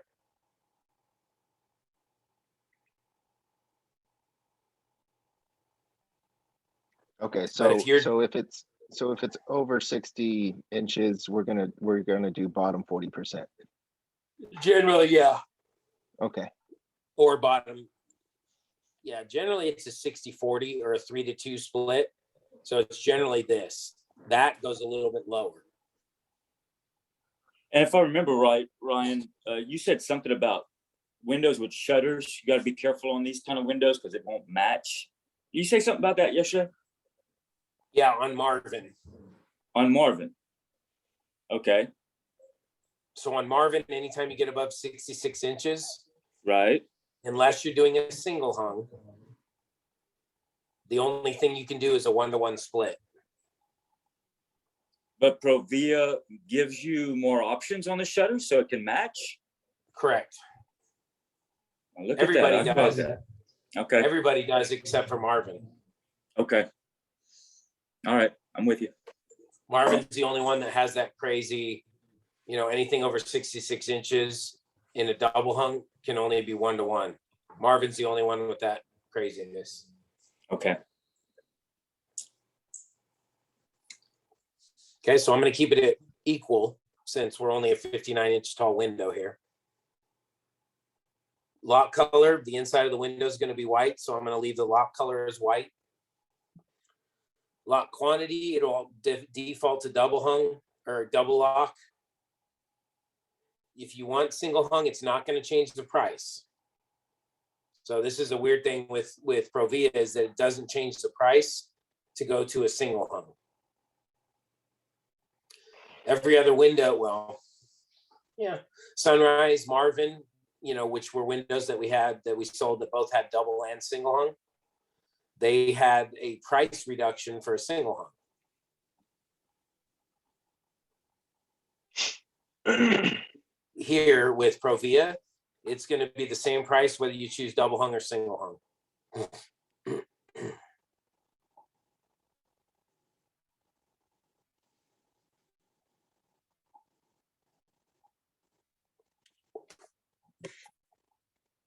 So just know with Provia, if you're looking at Provia and people say, oh, because not, every other window company, it's less for a single hung than it is for a double hung. With Provia, it's not. So if somebody tells you, oh yeah, is it cheaper if I go to single hung? Well, generally, yes. With Provia, no.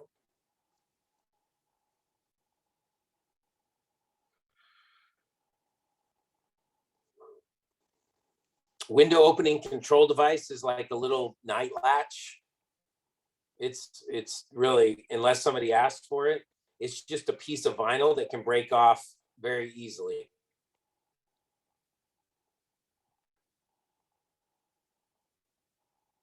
Like I said, traditionally it's called a night latch.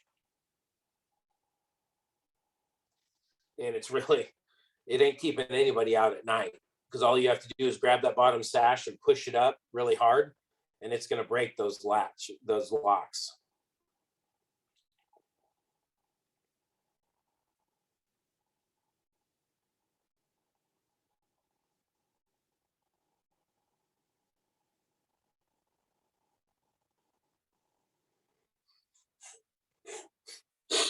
So I'm going to deselect that, replace glass with insulated panel.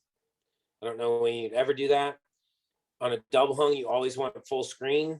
On a single hung, you always want bottom screen. We're doing double hung, I'm doing full screen. You always want the extruded screen frame. And then screen mesh is going to be defaulted to sea view, which is the best.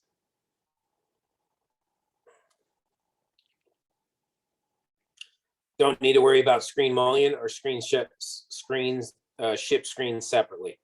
You just leave both of those alone. So I'm going to hit next.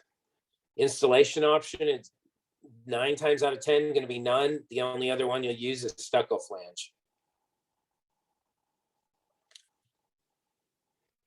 But here we're just going to say none. Nail fin is like so for construction. standard siding and brick, we're using none. And then Correct. for stucco flange. Okay. Correct. Interior installation option, don't need to worry about anything. Just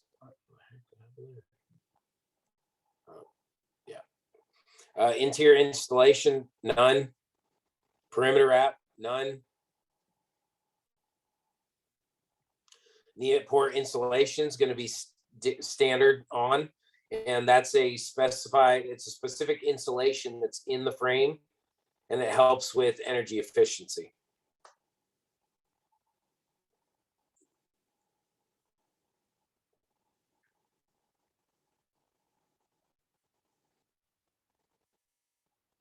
So we got all that. I'm going to click next. Trim system, none. Bulb seal color, I didn't even see that. See what's the options.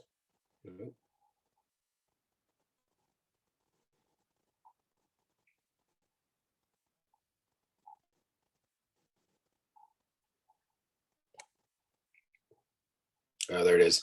So bulb seal, that's that. You heard me talk about bulb seal on our window demo yesterday. So I'm probably going to do the bulb seal as black. It doesn't change the cost whether you do it as black or white, but I'm probably going to keep it as black.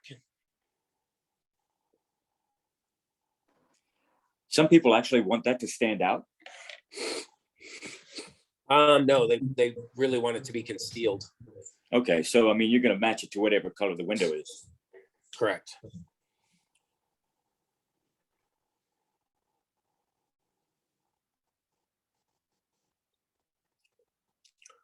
Okay, so now I'm going to go back to finalize, and I got a couple warnings, but you know, we're all good. And here's the little blurb. The bulb seal is on the exterior of the window. Make sure the bulb seal color is the closest match to the coal black exterior, which is what I did. Custom color windows require 8 weeks additional lead time. So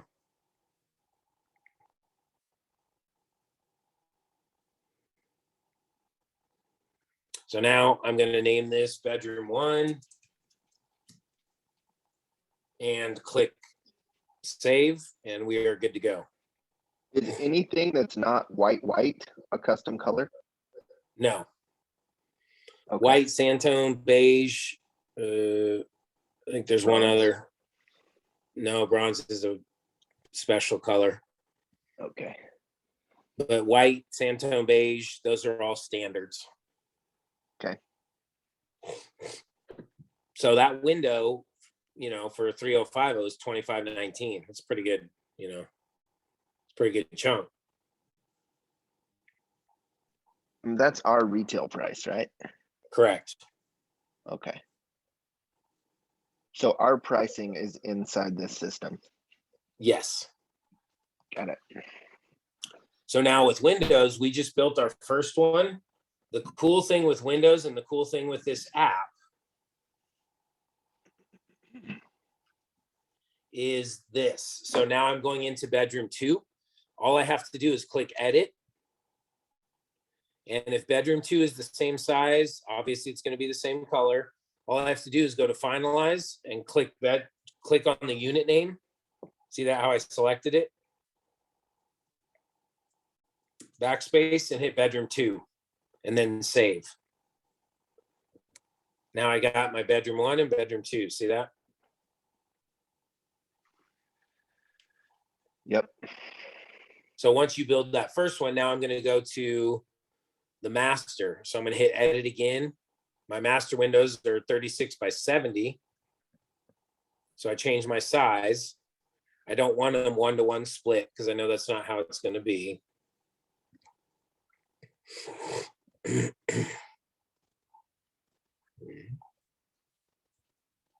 So I'm going to go to bottom 40%. And now that's what you're going to see with your 70-inch tall windows, is they're going to be an unequal split like that.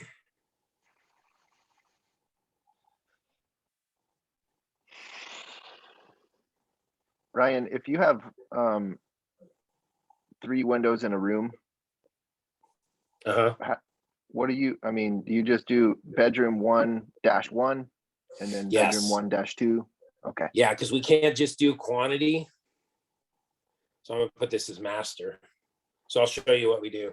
So I'm going to change this to master now. I can't just change this quantity to 3 because Jim needs specific measurements for each of the 3 windows. Right. So if I just put them in as 3, it's going to show a 3 quantity, but it's not going to allow him to put in different measurements. Yeah. So he needs to be able to go in and edit each window specifically. We won't be giving specific measurements for each window. On his Right. tech measure, he's gonna, okay. Yep. So if I have 3 windows in the master, I just did my first one that you can see in the screen right now. I'm going to go edit, finalize up in the top right corner. I'm going to go master 2, hit save, and I'm done. So it's as easy as that. Edit, finalize, and change the That's name. it. Okay.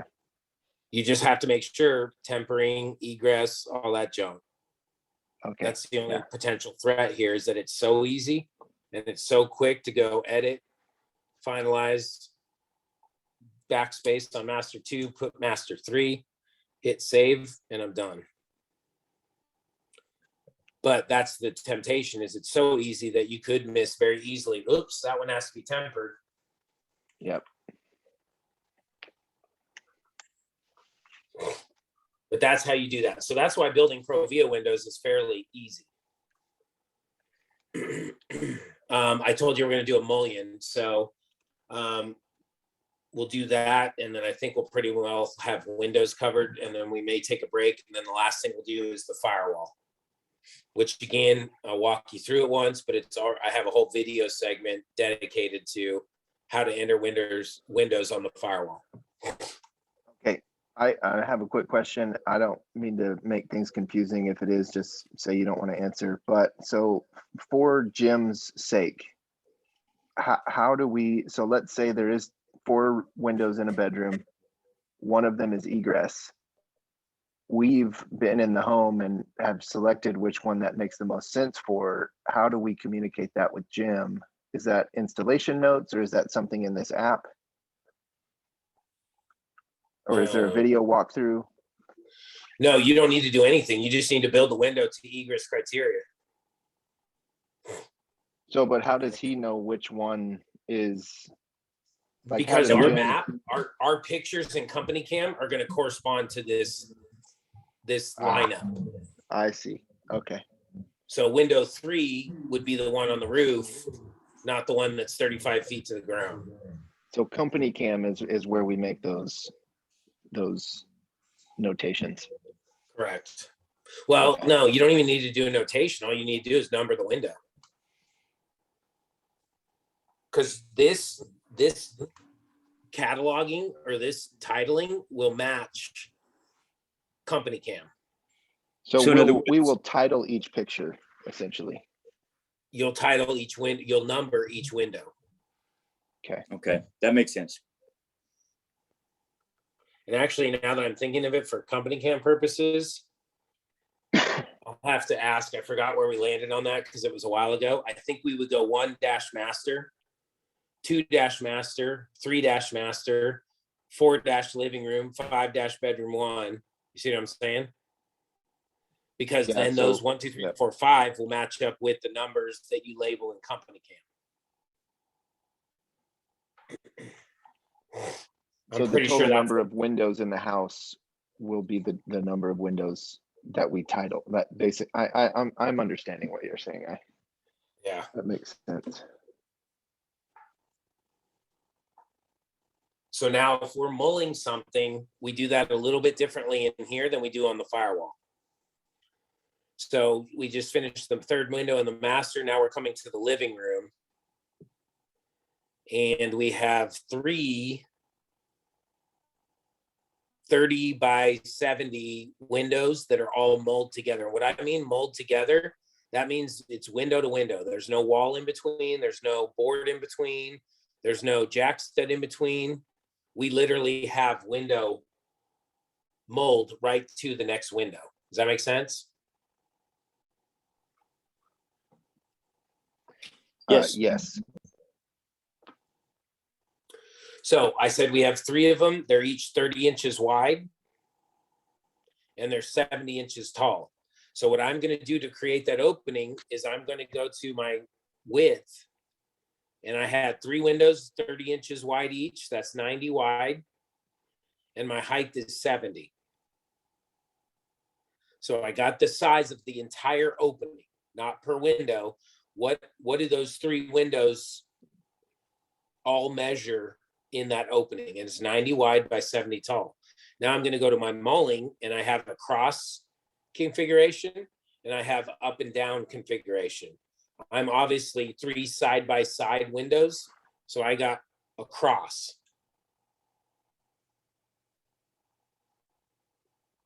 Okay. See that?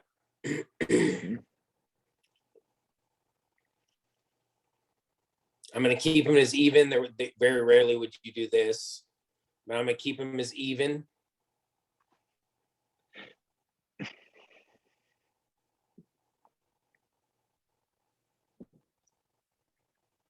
And then you can click on these different ones.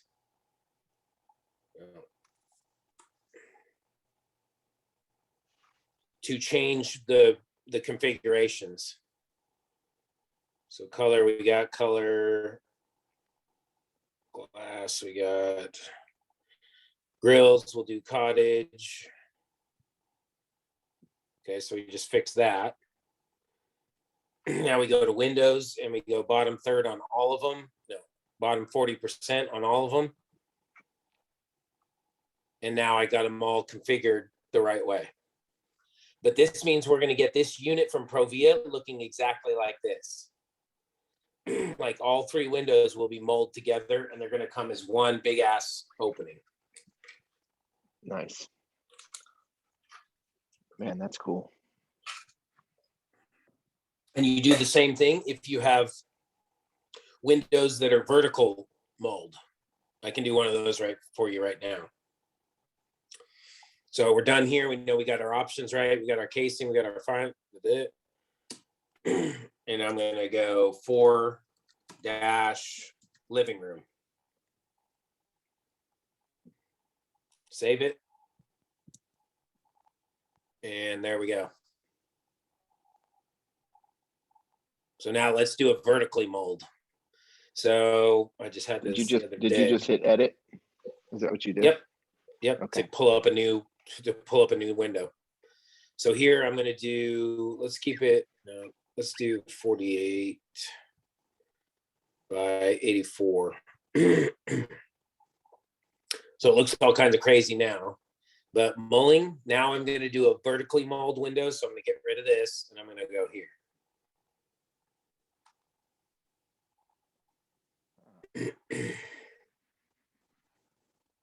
So here I'm going to do a B1 is going to be a circle top.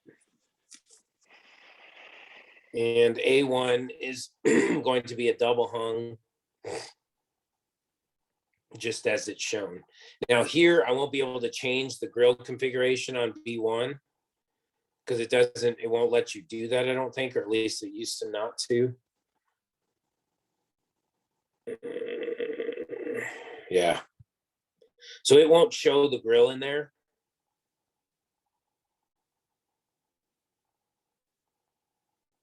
It must be half the width. It's 48 by 21, so it needs to be 24 tall.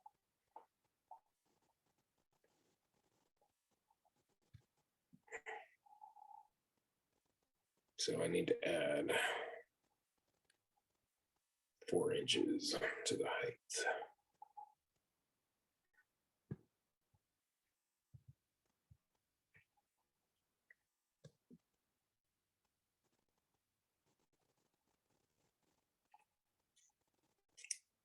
Must be half the width.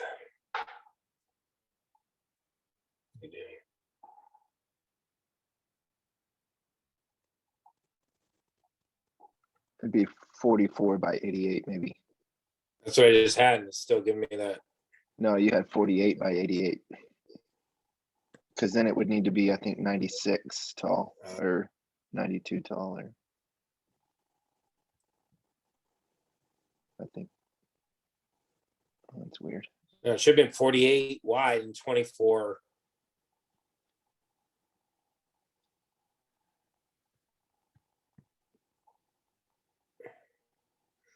Oh 48 times 2. my Lord. So it's 96 tall? Is that? So that should be It's four- 70, so it'd be 94 would be 24. So, oh my gosh. 48 by 23 and a half. Perfect.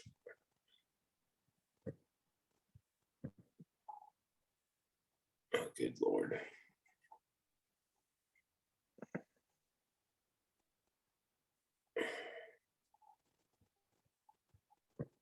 Hey, hallelujah. There it is. Okay, that's fine. So now you can see, because you will do these, and this is again something we can't do. Here's one of these sunrise things. Before with sunrise, we could build this as one window without this big nasty bar in between the vertical rectangle and the half circle above it.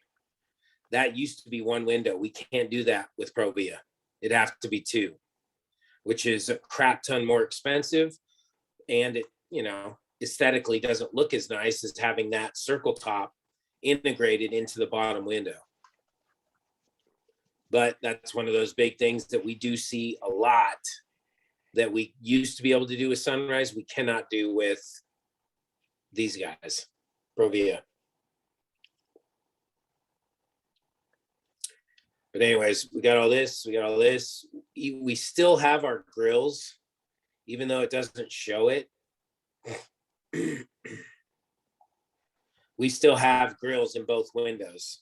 It's just not showing it.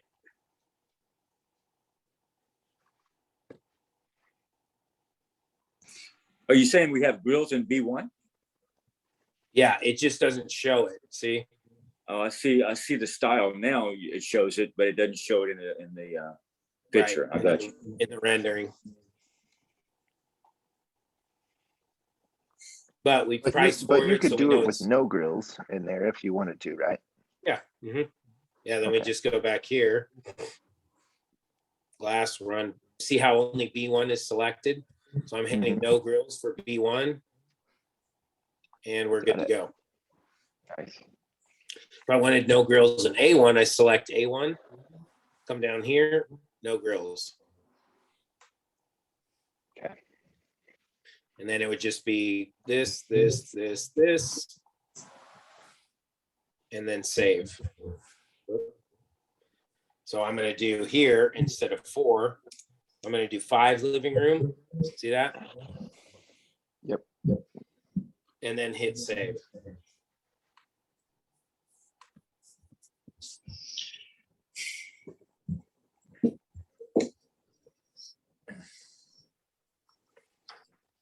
Wow.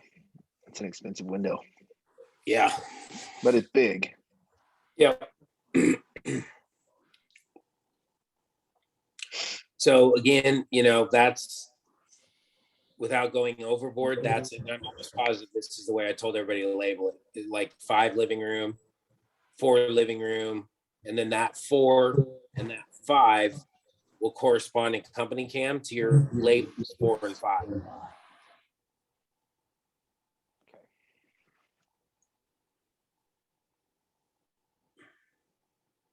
that make sense? Yes. Yeah, and that way back to Deuce's original question about the bedroom, knowing which one is egress, it all makes sense looking at company cam. Correct. And just to try to make it as crystal clear as possible, so let's say you started in the living room. You basically would have one dash living room. And if there were 3 windows in the living room, you'd go up to 3. And then if you went to the dining room, you would start with 4 dash dining room, 5 dash dining room. And Correct. then into the bedroom, you'd go to 6, right? Yep. Okay. It would all be sequential. 1, 2, 3, 4, 5, 6, 7, so on and so forth. Okay. It would all be sequential numbers, even though they may be different rooms. So you don't start over at 1 when you Nope. go to the next room. Okay. Negative. And it's all just based on where you start, I guess. Which room? No. So yeah, we didn't cover that yet. So when you measure a house for windows, the way you do it is you go in the front door and you go to the left. What's the first window you come to? Did we talk about this? We haven't yet, but we have as a team before. So you walk in the front door, look to your immediate left. That's the window you start at. That's number 1. You go clockwise all the way around the bottom floor of the house until you get back to the front door. And then you go upstairs and do the same thing. Find the front door area where it would be upstairs. Look to your left, and that's the window you start with upstairs. You go clockwise and you end at the window closest to the opposite side of the front door. Does that make sense? So you start immediately left of the front door, go clockwise downstairs until you get back to the front door. Take that front door area and draw a line right up to the top, second story. Look to your left, go clockwise until you get back to the area that's close to the front door. And if you do it that way, I mean, I think I've told you all stories of ride-alongs I've been on where it was jumping all over the place. I'm like, oh my gosh, like I don't even know what just happened. Because it was like, let's go to this room, let's go to that room, let's go to this room, let's go to that room. It was just chaotic. That's how you miss windows. That's how you miss commission and piss off your clients.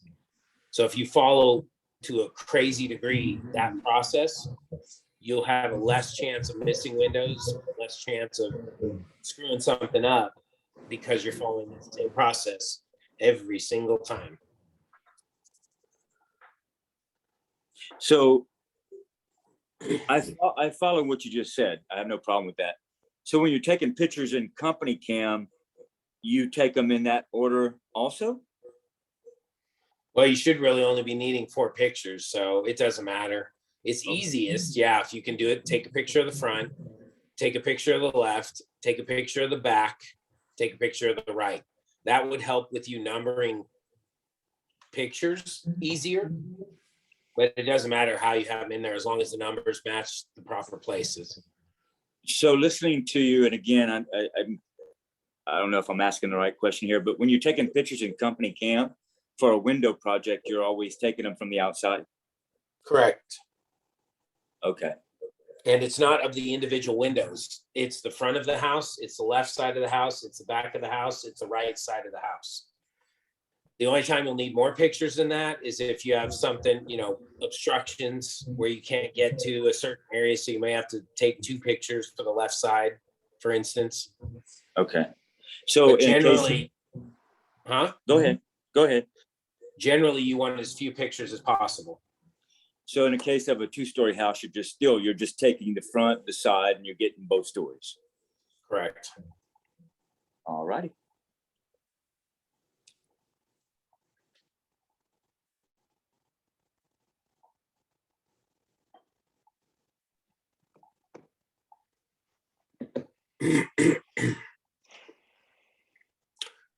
So that's Provia Entrylink doors, storm doors, windows. It's a lot. But with repetition, it becomes a lot easier than what it just sounded like. I'm gonna hold you to that. Good. No, I believe it. I understand. I know what you're saying. Yeah.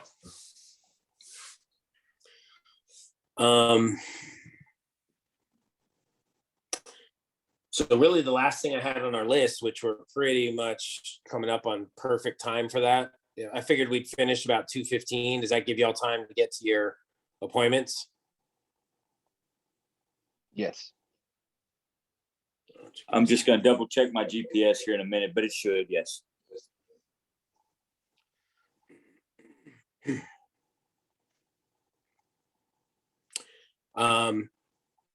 So we're pretty much in good shape. I want to walk through the firewall quickly. Again, because there's a full video I already did on that, so I'm not going to really belabor it, but I want to walk through it just high level, different pages. How do you build windows? How do you build doors in there? You know, it's probably going to take 45 minutes, maybe half an hour. But that's the last thing I want to do, you know, is for the sake of today. And then I'll have some homework for you with the window presentation, you know, to watch that segment on the YouTube training video, and then do a couple firewalls. But that was it. So how do y'all want to do it? I know you need, you know, if you're going to run straight from this into an appointment, do you want to take like a half an hour lunch break? You know, I want to get through this stuff, and I think we're in good shape. If we took a half hour, that's getting us back here at 1, and then we'd have a full hour and 15 minutes, which we don't need to go through the firewall.